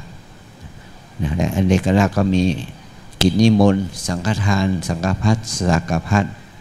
อันนี้เป็นต้นนะก็ถือว่าเป็นอติเรกลาภเท่านั้นแต่อาหารหลักของเราก็คืออาหารบิณฑบาตนี่แหละนะอันที่สองภิกษุเมื่อบวชมาแล้วเนี่ยเราจะต้องนุ่งห่มผ้าบางสกุลผ้าบางสกุลหมายถึงว่าผ้าคุกฝุ่นนะเพราะว่าสมัยก่อนมันผ้าหายากเอาผ้าที่เขาทิ้งแล้วมาซักมาเย็บมาย้อมเป็นผ้านุ่งผ้าห่มปุบปะอันนั้นแหละเป็นผ้าบางสกุลนะก็ปัจจุบันนี้ผ้าหาง่ายคันก็พวกเราก็ได้ผ้าเนื้อดีตั้งแต่วันแรกนี่เป็นผ้าเนื้อดีแล้วนะพระพุทธเจ้าทรงตรัสว่าอัตเรกลาภเกี่ยวกับผ้าของเราก็มีที่เรามีผ้าที่เขาทำด้วยผ้าฝ้ายผ้าไหมผ้าป่านผ้าลินินผ้าขนสัตว์เนี่ยผ้าใจสังเคราะห์อะไรต่างๆอย่างนี้เนี่ยถือว่าเป็นผ้าที่เรานุ่งห่มเนี่ยมันเป็นผ้าที่เป็นอัตเรกลาภเป็นผ้าวิเศษขึ้นมาแล้วแต่ปัจจุบันผ้ามันหาง่ายเราจึงสามารถหาผ้ามานุ่งมาห่มเป็นผ้าเนื้อดีได้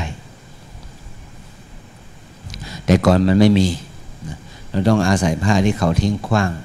เอามาซักมาเย็บมาย้อมเอามานุ่งมาห่มกัน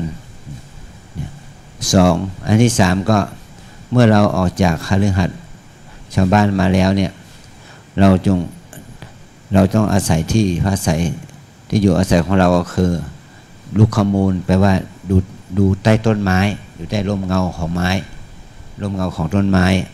แต่ปัจจุบันนี้เราโชคดีหน่อยเมื่อยุคปัจจุบันเนี่ยเรามีโบสถ์มีวิหารมีศาลามีกุฏิเพียงแค่เราช่วยกันดูแลรักษากุ กุฏิศาลาวิหารนั้นให้สะอาดสะอ้านเพราะสมัยก่อนนะเราแค่อาศัยใต้ต้นไม้อดิเรกลาภของเราก็คือพวกอาศัยถ้ำเงื่อมหินแล้วก็วิหารปราสาทหรือว่าเรือนชั้นกุฏิ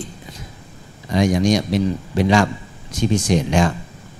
เนี่ยแต่ลูกกมูลก็ว่าอยู่ใต้ต้นไม้มันเป็นอาคารมันเป็นสถานที่เราไม่ต้องมีบริโภคติดมันมาก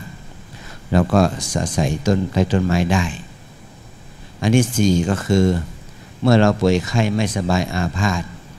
ร่างกายของเราก็เป็นคนอยู่นะเราป่วยไข้ก็ต้องทานยาที่เราจะต้องขบฉันในขณะที่เราป่วยไข้เนี่ยว่าฉันยาดองด้วยน้ำมูดยาดองด้วยน้ำมูดเนี่ยก็คือพวกเอายาที่เป็นพวกสมอมะขามป้อมสมอเพื่อสมอไทยเนี่ยมาดองด้วยน้ำมูดก็เอามาขบฉันเอามากินก็อดิเรกลาภของเราก็คือแบบมีพวกเนยใสเนยข้นน้ำมันน้ำผึ้งน้ำอ้อยแต่ปัจจุบันนี้เราใส่ยาแผนปัจจุบันนะไปหาหมอไปหายาปัจจุบันเป็นยาเคมีพันยาแพทย์ยาเคมีพันเนี่ยยาตามโรงพยาบาลอย่างนี้ก็อนุโลมมาตามกาลสมัยสี่อย่างนี้เราฝึกได้เรารักษาได้อย่างแน่นอนอย่างคือหนึ่งข้อคือมีธบาตได้มีธบาตสองอยู่อาศัยผ้าบางสกุลเราได้ผ้าเนื้อดีแล้วอยู่คนไม้เราก็มีกุฏิแล้วฉันจะลองด้วยน้ำมุนเน่าก็ไม่ได้ทำละก็ต้องทานยาแผนปัจจุบันแผนไทยตามสภาพนะอันที่สองอาการณียกิจที่ไม่ควรทำมี4อย่างก็คือว่าเราบวชแล้วเราจะไม่ทำมันใช้4อย่างนี้ถ้าเรามีเจตนากระทำล่วงละเมิดเราจะทำให้เราพ้นจากความเป็นพระนะก็คือ4อย่างคือ 1. ไม่เสพเมถุนกับหญิงก็ตามกับชายก็ตามแม้แต่สัตว์เดรัจฉานก็ตามเราต้องเว้นเด็ดขาดในการที่จะไม่เสพกามไม่เสพเมถุนจะทำให้เราเสียศีลเสียความเป็นพระนะท่านมาเปรียบเทียบว่าเหมือนกับบุรุษที่ถูกตัดศีรษะตัดคอมันต้องตายแน่ไม่มีคำว่าฟื้นนะสองภิกษุเมื่อบวชแล้วเราต้องไม่ลักขโมยของคนอื่นแม้แต่เข็มเล่มเงินบาทก็ไม่ควรทำถ้าเราลักขโมยแล้วก็เหมือนกับใบไม้มันร่วงจากขั้วมันจะต้องตายแน่นอนมันไม่ดิบมันไม่ติดแล้วอันที่สามไม่ฆ่าสัตว์มุ่งหมายถึงไม่ฆ่ามนุษย์แม้แต่ไม่ทำยาไปให้หญิงแท้งก็ไม่ทำถ้าเราฆ่ามนุษย์แล้วทำให้เราพ้นจากความเป็นพระอุปมาเหมือนกับก้อนหินที่มันแตกออกจากกันแล้วเอามาแตะเชื่อมกันแล้วมันไม่ติดดักนะอันที่สี่เราเป็นพระแล้วเราจะไม่พูดมุสาที่ทำให้เราพ้นจากความเป็นพระมุ่งหมายถึงว่าพูดมุสาเกี่ยวกับเรื่องฌานอภิญญามรรคผลคุณนั้นวิเศษเนี่ยเราไม่ได้เราไปอวดว่าเราได้ฌานอภิญญาตาทิพย์หูทิพย์อย่างเนี้ยให้คนอื่นเชื่อให้คนอื่นเลื่อมใสก็ผิดในความเป็นพระนะเดี๋ยวว่าถ้าจะจำไม่ง่ายก็คือศีล4ข้อศีล5ศีล4ข้อนะเว้นจากข้อสุราเว้นจากการฆ่าเว้นจากการลักขโมยเว้นจากการประพฤติเมถุนในกามนะเว้นจากการพูดมุสา4ข้อเนี่ยให้จำไว้ให้ดูเนี่ยให้รู้จักข้อศีลอาการณียกิจที่ไม่พึงทำนะเมื่อถ้าเราทำไปแล้วก็เหมือนกับต้นตาลที่มันยอดด้วนแล้วนะด้วนมันขาดไปแล้วมันไม่มีหน่อขึ้นมามันตายแน่อย่างนี้นะเราหมดแล้วเราจะต้องปฏิบัติไตรสิกขาเพิ่มคุณงามความดีในศีลสมาธิปัญญาเพื่อให้เรานี่เข้าถึงทางแห่งความหลุดพ้นมรรคผลนิพพานเป็นที่สุดอันนี้เป็นแนวทาง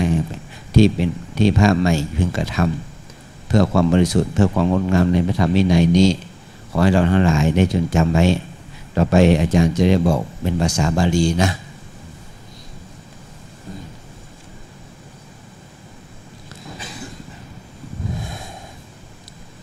อนุญญาสิโคภควาอุปสัมปะเทตวาจัตตารโรนิสเยจัตตาริจะอกรณียานิอาจิกิตุง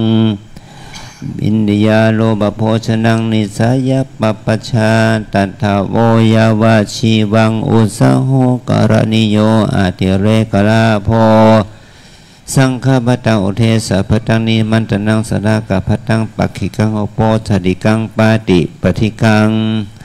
ปังสกุลาจีวรังนิสายปปชาตัทธโวยาวาชีวังอุสโหกรณิโยอาติเรกลาโภโคมังกปาสิกังโกสยังกัมพลังสานังพังคัง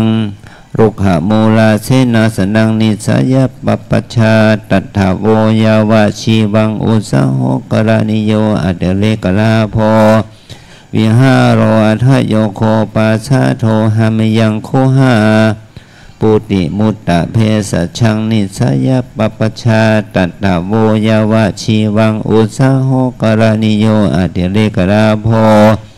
สัพพินวนิตังเตดังมัทุภานิตังอุปสัมปันเนนะภิกขุนาเมตุโนธัมโมมริปนะปริเสวิตโพนมัสโสติราชานะครายาปิโยภิกขุเมตุนังธัมมังปริเสวติอัสสมโนโหติอสกยปุตติโยสยถาปินามาปุริโสสิสัชิโนอโพธินาสนิรพันธเนนะชีวิตงเอวะเมบะมิภิกขุเมตุนังธัมมังปริเสวิตวาอัสสมโนโหติอสกยปุตติโยตังโมยาวะชีวังอากรณียังอุปสัมปันเนนะภิกขุนาอาทินังทยาสังฆตังนาอาทาตะพังอันตมโสตินาสตะกังอุปาทายะโยเบขุปาทังวาปาทาลาหังวาอัตเลกปาทังวาอาทินังทยาสังฆตังอาทิยติอัสสมโนโหติอสกยปุตติโยสยถาปีนามะปันถุปราโสพันนาปัมปโตอาภโภหนิตายะเอวะเมบะภิกขุปาทังวาปาทาราหังวาอาตเลกปาทังวาอาทินังทยาสังฆตังอาทิจิตวาอาสัมโนโหติอสกยปุตติโยตังโมยาวะชีวังอักรณียังอุปสัมปันเนนะภิกขุนาสันนิจจปานโนชีวิตานะโบโลเปตะโพอันตมโสกุลกิปิณิกังอุปาทายะโยเบโกสัญจามนุสะวิหังชีวิตามโลเปติอันสมโสขัปปะภรณะอุปาทายะอัสสมโนโหติอสกยปุตติโยสยถาเปนามาปุถุสิตาทวิทาพินนะอัปปริสันนิกาโหติเอวะเมเบโกเมสัญจามนุสะวิหังชีวิตามโลเปตวาอัสสมโนโหติอสกยปุตติโยตังโมยาวะชีวังอักรณียังอุปสัมปันเนนะภิกขุนาอุตริมนุธรรมโมนะอุรปิตโพธรรมโสสุญญาคาเรอภิรมามิติโยเบโขปาปิโชอิชาภกโตสันตังอภูตังอุตริมนุสัพพังอุรปติชานังวาวิโมกขังวาสมาธิงวาสมาปฏิงวามัคขังวาพลังวาอาสัมโนโหติอสกยปุตติโยสยถาปีนามะตาโลมนกะเชโนอโภปุณบิรุณิยาเอวะมิบะภิกขุปาปิโชอิชาปะกะโตสันตังภูตังอุตริมนุธรรมังอุรปิตวาอาสัมโนโหติอสกยปุตติโยตังโมยาวะชีวังอักรณียันติอเนกะปยาเยนะโคปนาเตนะภควตาชนะตาปัสสตาระหะตาสัมมาสัมพุทเทนะสีลังสัมมาราคาตังสัมปทิสัมมาราคาโตปัญญาสัมมาราคาตายาวะเทวตัสสะมัตติมปนัสสะปิภาสะวิญญาสะอริยสมุขลัสสะปัทุปเชตัสสะตัณหะกัสสะวิรากัสสะนิโรธัสสะนิพพานัสสะสัจจิกิริยายะตัทธาสีดัพพทวิโตสมติมหาพโลโหติมหานิสังโสสมติภาวิตาวิตาปัญญาภลาโหติมหานิสังสาปัญญาภาวิตาวิตังจิตตังสมาเทวะอาสเมหิอาสเวหิวิมุจจติสยทิทังกามาสวาภาวาสวาวิชาสวาตัสมาติหาโวยมัสมิงตถาคตปเวทิเตธรรมะบินเยสัจจังอธิศีรสิกขาสิกิตภาอธิจิตตสิกขาสิกิตภาอธิปัญญาสิกขาสิกิตภาตัทธะอปมาเทนะสัมปาเทตพัง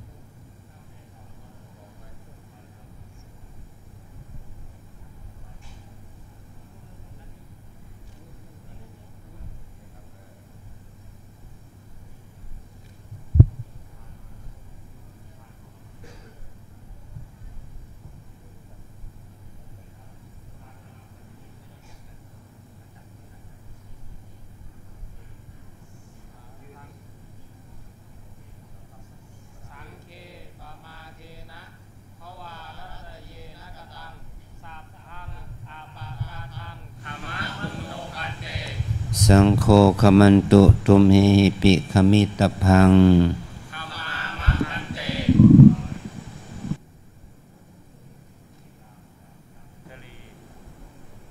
อัญชลีวันทาอัญชลีวันทาอภิวัตอัญชลีวันทาอภิวัตอัญชลีวันทา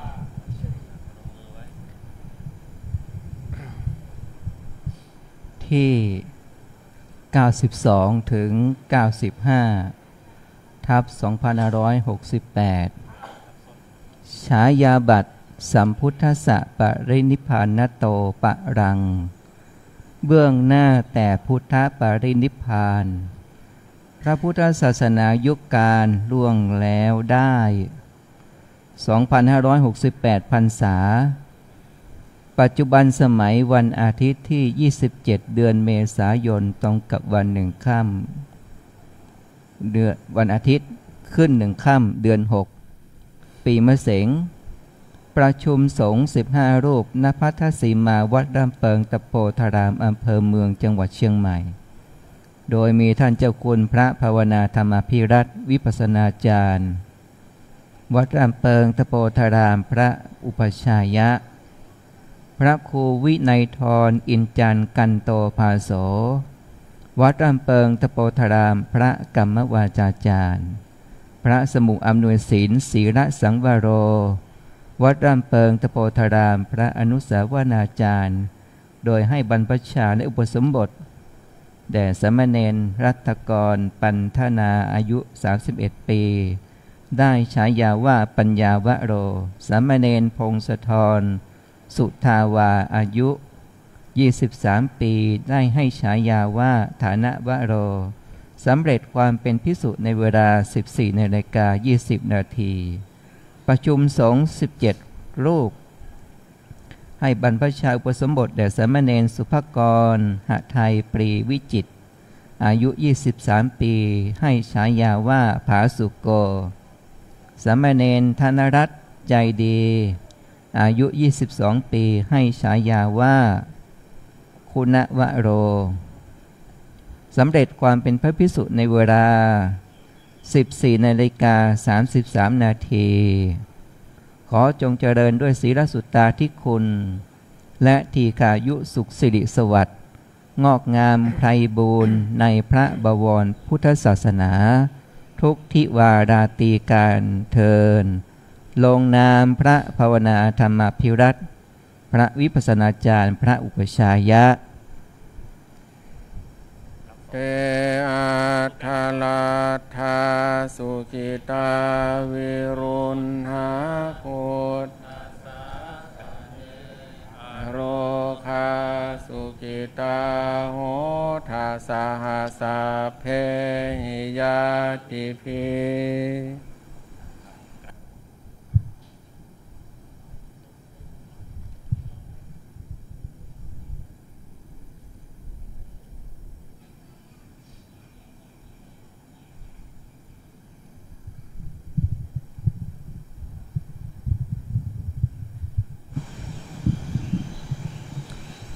กาลานิยมันทากุสาเนนายันตังสันตังพาทังอาภิสเมจจาสโก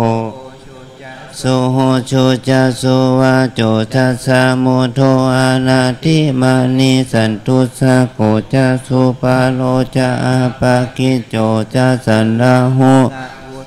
สันตินทานิโยจานิปะโกจาปะกะโปโกเรสุอานาโนคิโตนะจักขุตังวะทายุงสุขีโนวะเขมิโนโหนตุสัพเพสันตาภาวันตุสุขิตัตตาเจเกจิปานาโภวะทาวาราวะอานาวะเสสาธิขาวะเยมหันตาวะมัชชิมา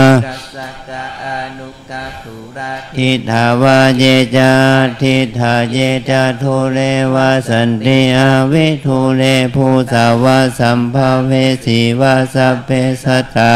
วันโตสุขิ ตัตนาปาโรปะ บาลังนิโกเพทานาติมันเยทากันทาจินังกินจิพายาโรสนาปฏิฆาสัญญานัญญมัญญสตุขามิจฉยะ มาตาย ยะธานิยังพุทธังอายุสาเอกพุทธมนุรักเข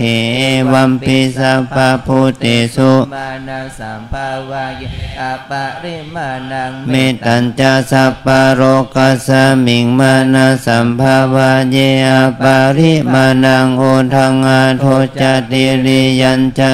สัมภาทัง อาเวระ อาชาปันทังทิทันจารังนิสินโนวาสยาโนวายาวัตสาวิคตามิโตเอตังสติงอาทิไทยะ พระมเมตตังวิหารังอิธามัง อุทิตินจานุปะคัมมสีลาวัทัสสเนนะสัมปันโนกาเมสุวินัยเคดัง ชาตุ คัมภะสยังปุนาเลติติการานิยมิทาสุตตังวันตามิพุทธังสัพพะเมวะโทสังฆามาทาเมพันเตวันตามิธัมมัง สัพพะเมวะโทสังฆามาทะเมปันเตวันทามิสังฆังสัพพะเมวะโทสังฆามาทะเมปันเตวันทามิคารุอุปัชฌาอาจาเรสัพพะเมวะโทสั สั ง ง ฆา ฆามาทาเมพันเตวันทามิกัมมัฏฐานังสัพพะเมวะโทสังฆามาทาเมพันเตวันทามิอาราเมพันทสีมังสัพพะเมวะ โทสังฆา กามาทาเมพันเตวันทามิเจติยังสัพพังสัพพัทธาเนโส ปาติทิตาสารีระธาตุมหาโพธิพุทธโรปัสสกกาลังสั สั ท ท ธา ธานาคาโรเกเทวาโรเกพัมมาโรเกชัมพูทิเปรังกาทิเปสาลีลาธาทุโย เกสาธาตุโยอะระหันตาธาตุโย เจติยังคันตาโกติจาตุราสิติสาหเสธรรมขันเทสัพเพ สังปา ทะเจติยังอหังวันทามิสัพพะ โส อัญชลีวันทาอัญชลีวันทาอัญชลีวันทาอัญชลีวันทาอัญชลี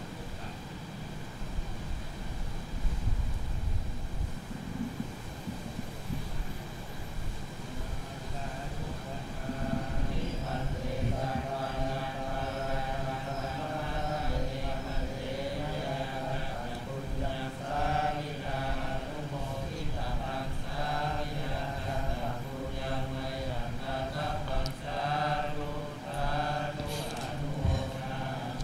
จัตตารโอธรรมาวัฏันติอายุวันโนสุขังพะลัง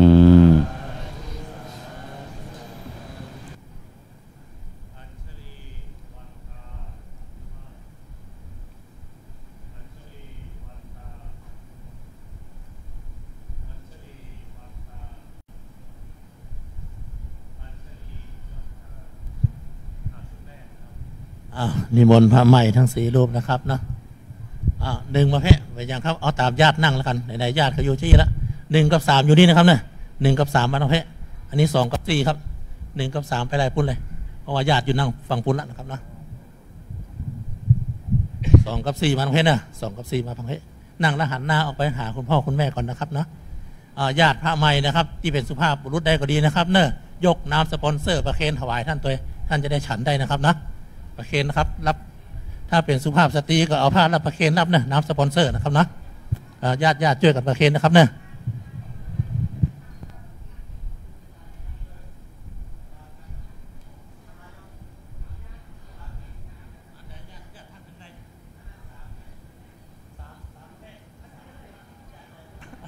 3ไปแล้ว2ญาติอันนี้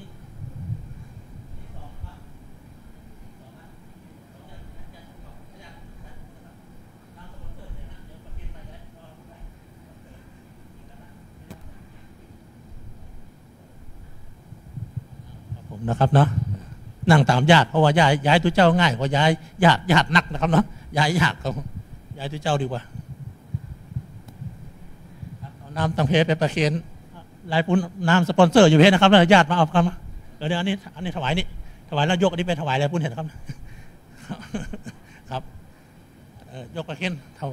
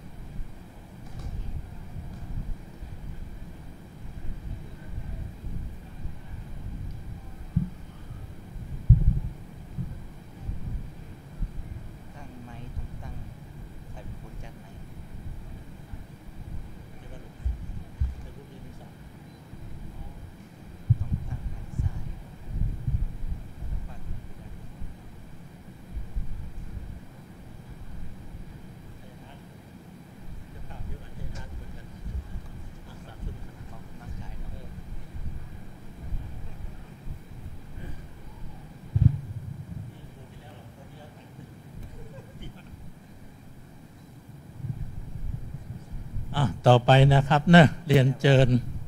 ตัวแทนของเจ้าภาพแต่ละเจ้าภาพนะครับเนาะตั้งแต่1 2 3แล้วก็4นะครับเนาะจะเป็นคุณพ่อก็ได้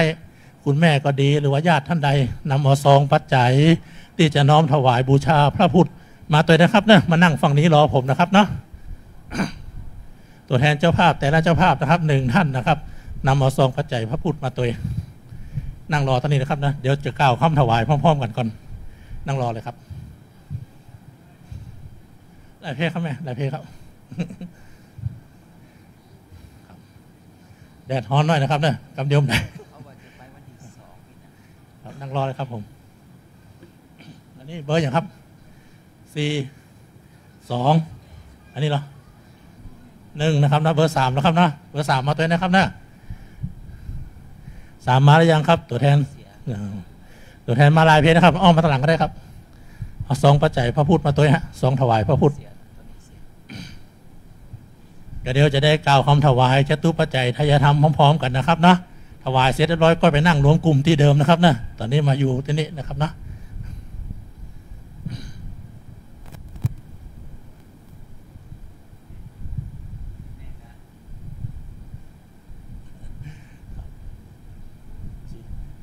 น้ำยาผ้าใหม่ดีไหมน้ำยาผ้าใหม่สีรูป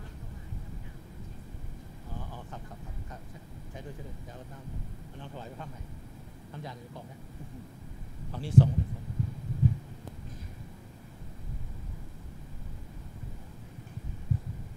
พระใหม่ทั้ง4รูปนะครับนะ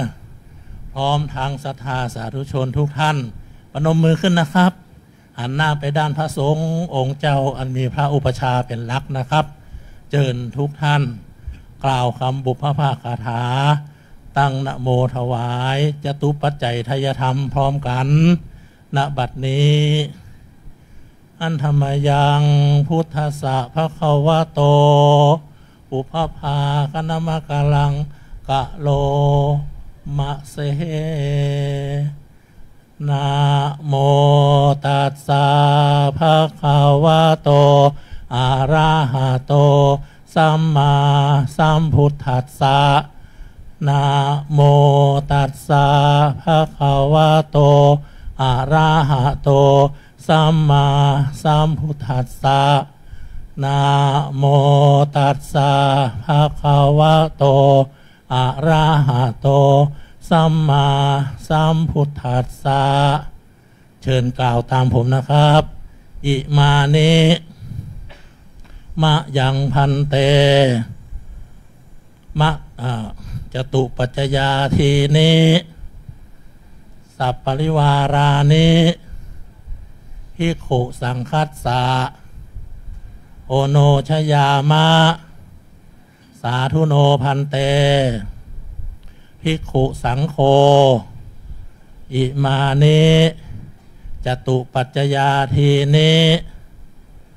สัพปริวารานิปฏิคันหาตุอัมหากังทีฆรตังอิตายะสุขายะข้าแต่พระภิกษุสงฆ์ผู้เจริญข้าพระเจ้าทั้งหลายขอน้อมถวายจตุปัจจัยทายธรรมพร้อมบริวารทั้งหลายเหล่านี้แก่พระภิกษุสงฆ์ขอพระภิกษุสงฆ์โปรดจงรับจตุปัจจัยทายธรรมพร้อมบริวารทั้งหลายเหล่านี้ของข้าพเจ้าทั้งหลายเพื่อประโยชน์และความสุขแก่ข้าพเจ้าทั้งหลายแก่ญาติทั้งหลายมีมารดาบิดาเป็นต้นตลอดกาลนานเทินสาธุเชิญตัวแทนเจ้าภาพบูชากันพระพุทธในพานนะครับนะวางซองปัจจัยไว้ในพานนะครับแล้วก็เชิญไปนั่งรวมกลุ่มที่เดิมได้เลยครับพระใหม่ทั้ง4รูปนะครับมาหาพระอุปชานะครับทายทานของท่านแต่ละชุดจำได้นะครับเนาะยกประเคนถวายพระอุปชานะครับทั้ง4รูปไปหาพระอุปชาทายทานแต่ละชุดนะครับนะพร้อมๆกันแล้วนะครับพระอุปชามี4ชุดครับเจ้าอาวาสถวายเจ้าอาวาสครับผม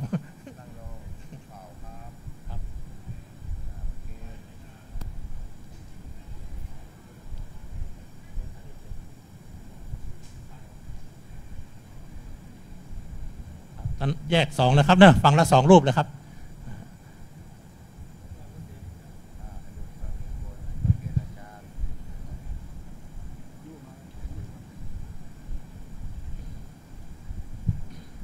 ได้บุญได้กุศลเหมือนกันนะครับเนาะท่านเจ้าภาพเจ้าศรัทธานะครับของทั้งหมดทั้งมวลทายธรรมทั้งหมดทั้งมวล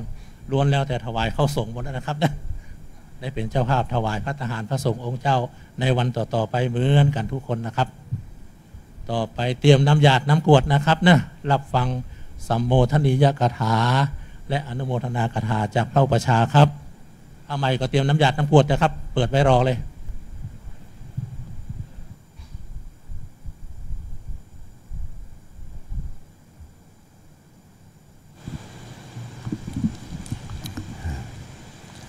พระใหม่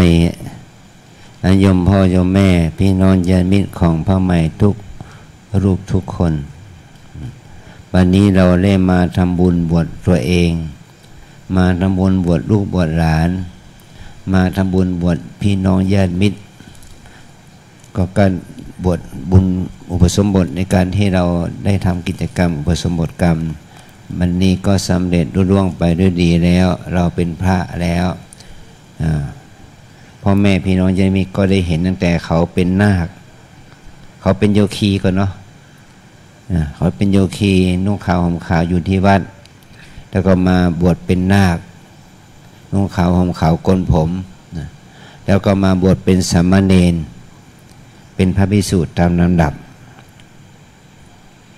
นี่ได้ชื่อว่าเป็นบุญที่เราได้เสียสละตัวเองเสียสละลูกเสียสละหลานเสียสละพี่น้องญาติมิตรเข้ามาสู่พระศาสนาเรายังสละอย่างนั้นก็ยังไม่พอยังสละทายทานสิเครื่องทายทานมีพวกเครื่องปรุงอุปกรณ์พิมพ์อุปกรณ์การพิมพ์ข้าวสารอาหารแห้งเพื่ออุปถัมภ์ปัจจัยสี่แก่พระภิกษุสามเณรแม่ชีโยคีที่มาบวชมาปฏิบัติในวัดนี้ถือว่าเป็นมหากุศลเป็นบุญแก่พวกเราทั้งหลายสืบต่อไปในภายภาคหน้านี่แหละคือว่าเป็นการอุปถัมภ์ปัจจัยสี่ให้พระศาสนาตั้งมั่นอยู่ได้โดยเอาตัวเรามาบวชเอาลูกหลานมาบวชเอาพี่น้องญาติมิตรมาบวชในพระศาสนาทำให้เรานั้นมีความรู้สึกใกล้ชิดกับพระวัดใกล้ชิดกับพระศาสนาว่าลูกเราบวชอยู่ที่นี่หลานเราบวชอยู่ที่นี่ญาติเราบวชอยู่ที่นี่พี่น้องคนใกล้ชิดของเราบวชอยู่ที่นี่เราเข้ามาสู่วัดลำเปิงก็เข้ามาสู่วัดเหมือนกับว่าเป็นวัดญาติวัดพี่วัดน้องวัดลูกวัดหลานไม่มีความรู้สึกว่าเป็นวัดเขาให้รู้สึกว่าเป็นวัดเราเป็นวัดเราเป็นวัดลูกหลานเราที่อยู่อาศัยเนี่ยเป็นบุญกุศลแก่พระศาสนาเพราะเราจะได้ใกล้ชิดพระรัตนตรัยวันบวชนั้นก็เป็นเหตุให้เราได้บุญได้กุศลมหาศาลเราจะได้โบราณนะเขาบอกว่าการได้บวชลูกบวชหลานเนี่ยมันจะได้มีได้ทำให้เราได้เห็นลูกหลานเราเนี่ยได้นุ่งผ้าเหลืองแล้วก็แม้นว่าเราจะตายไปก็เราก็มีกุศลนิมิตที่ดีนึกถึงลูกหลานในบวชก็มีความชื่นใจสุขใจก็เป็นเหตุให้เขานั้นรอดพ้นจากอบายได้ขอให้เราทั้งหลายนั้นได้ตั้งใจรับพรเพื่ออุทิศบุญกุศลนี้ก็ให้แก่ญาติมิตรของเราที่ได้ร่วงรับเราขันไปแล้วรวมถึงอุทิศไปให้ไปแก่เจ้าเทพเทวารักษ์เจ้ากรรมนายเวรสรรพสัตว์ทั้งหลายทุกทนหน้าให้เขาเหล่านั้นได้ร่วมอนุโมทนาบุญในการบวชของเราสืบต่อไปนะพระใหม่พร้อมศรัทธาเตรียมกรวดน้ำครับผม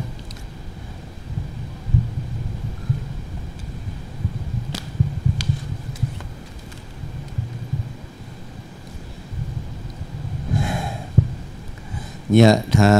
วาริวหาปุราปาริปุเรนติสาครังเอวะเมวะอิโตทินังเปตานังอุปกัปปติอิชิตังปฏิตังตุมหังคิปะเมวะสมิจฉตุสเพปุเรนตุสังกปาจันโทปนะระโสยะถามณิโชติระโสยะถาสัพเพติโยวิวัชชันตุสัพพะโรโควินาศตุมาเตภวันวันตรายโยสุขีติขายุโกภวะอภิวาทนาสีลิสนิจังวุฒาปัจจายโนจัตตารโอธรรมวันทันติอายุวันโนสุขังภาลังเตอันทรันทาสุขิตาวิรุณหาพุนทัสสะสะเนอโรคาสุขิตาโหทัสสะสัพเพหิยาติพิเตอันตรันทาสุขิตาวิรุณหาพุทธัสสะสะเนอโรคาสุขิตาโหทัสสะสัพเพหิยาติพิเตอัต ตรัตถาสุกิตาวิรุณหาพุนทัสสะสเนอโรคาสุขิตาโหทัสสะสัมเพหิยติภิภวตุสัพพมังคาลังรักขันตุสัมภเทวตาสัมภพุทธานุภาเวนัสสัทธาโสทิภวันตุเตภวตุสัมภมังคารังรักขันตุสัมภเทวตาสัมภธัมมานุภาเวนัสสัทธาโสทิภวันตุเตภวตุสัมภมังคารังรังขันตุสัมภเทวตาสัมภสังฆานุภาเวนัสสัทธาโสทิภวันตุเตสาธุสาธุสาธุบัดนี้ทานเราก็ได้กระทำแล้วศีลก็ได้สมาทานแล้วเนาะต่อไปให้เราได้เจริญจิตตภาวนานะเราให้เราทั้งหลายให้เราหวนกลับมาหาสมมรดกธรรมที่พ่อแม่ให้เราตั้งแต่เกิดคือลมหายใจเข้าออกเราหายใจเข้าหายใจออกเลี้ยงกายมาแล้วตั้งแต่เกิดมาถึงวันนี้ตั้งแต่นี้ไปเนี่ยเราหายใจเลี้ยงจิตเราลังถ้าเราหายใจเข้ารู้ว่าหายใจเข้าหายใจออกรู้ว่าลมหายใจออกหายใจเข้ายาวออกยาวก็รู้ว่าลมหายใจเข้ายาวออกยาวการรู้การมีสมาธิมีสติอยู่กับลมหายใจเข้าออก3 ครั้ง 5 ครั้ง 7 ครั้ง 9 ครั้งมันจะทำให้จิตใจเรามีบุญเกิดขึ้นหมายถึงว่าความโลภโกรธหลงราคะกิเลสตัณหาก็จะระงับดับลงความฟุ้งซ่านรำคาญสงสัยก็จะระงับดับลงนั่นแหละจิตของเราเกิดสมาธิเกิดสติขึ้นมานี่เรียกว่าบุญภาวนาบุญภาวนาไม่ต้องไปหาทายทานมาให้อาตมาภาวนาหมายความว่าหาลมหายใจ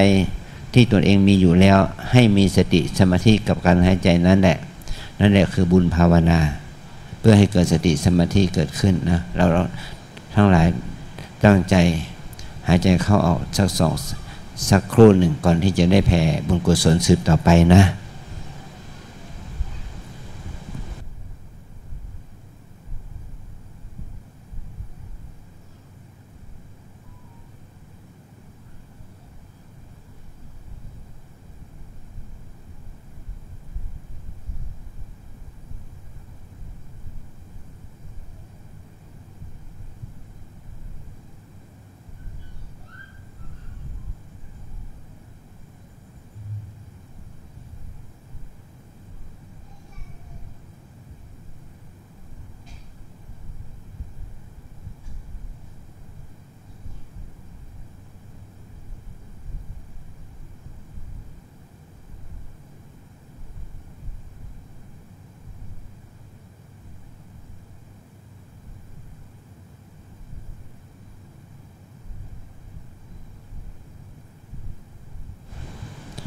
สมควรแก่เวลา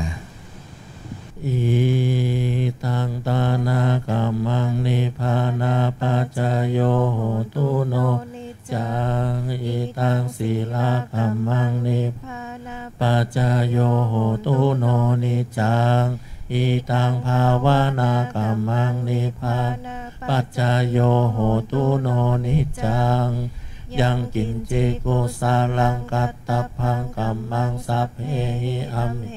กาตังปุญญังโนอนุโมทันโตสุนันโตเยเทวาอาสามิงหาเนอาทิทิคายุกาสัทธาโหนโตสัพพะสัตตาสุขีนังปาริหารันโตมาตาปิตาโหนโตทุกขาปามุจจันโตสัพเพยาตากาสุขีโหนโตทุกขาปามุจจันโตสัพเพอายาตากา ขิตา โหนตุทุกขาปามุจจันตุสัพเพปิสาสัพเพยัคขาสัพเพสุขิตาโหนตุทุกขาปามุจจันตุสัพเพนัคขัต ตาสุขิ ตาโหนตุทุกขาปามุจจันตุสัพเพเทวาสุขิตาโหนตุทุกขาจันตุสัพเพอาจาริโยปัจจายาสุขิตาตุทุกขาปามุจจันตุสัพพาสัมปัตติโยชามิชันตุโอเชิญท่านเจ้าภาพศรัทธาสาธุชนทุกท่านวันทาน้อยขอสุมาพระอุปชาพระสงฆ์องค์เจ้านะครับสาธุวันตามิพันเตสัพพังอาปาลาทังคามาทะเมพันเตมยากาตังปุญญังสามินาอนุโมทิตาพังสามินากาตังปุญญังไมหังทาตาพังสาธุสาธุอนุโมทามิจตารโอธรรมาวัฏันติอายุวันโนสุขังพระลังสาธุสาธุสาธุกิจกรรมบทพระเสร็จเรียบร้อยแล้วต่อไปก็ให้รับพรจากพระใหม่นะโยมเนาะรับพรกับพระใหม่ของเราตั้งใจรับพรพระใหม่ทั้ง4รูปนะครับนะหันหน้าออกมาหาคุณพ่อคุณแม่ศรัทธาสาธุชนที่เป็นญาตินะครับนะแล้วก็จับเอาตลับปัดที่เตรียมเอาไว้จับออกมาตั้งไว้ด้านหน้าเถอะนะครับนะตั้งพระเพียบก็เรียบร้อยนะครับนะเดี๋ยวนะครับเนอะรอฟังต้นเสียงรูปที่หนึ่งจะจำกับเอาไม้นะครับนะจับไม้นะครับเนอะ2 อันเลยประกบไว้จะได้ใจของที่เปิดนำมาทำบุญด้วย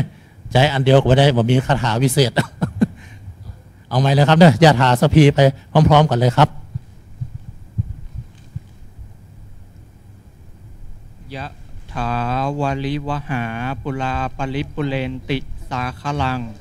เอวะเมวะอิโตทินังเปตานังอุปกปติ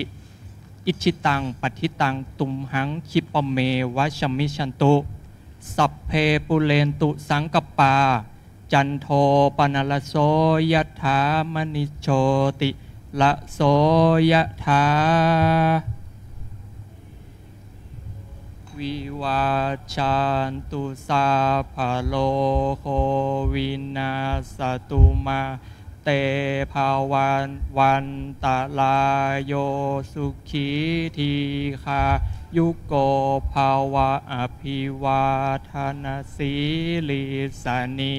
จังวุธาปัจจายโนจัตตาโลธรรมาวั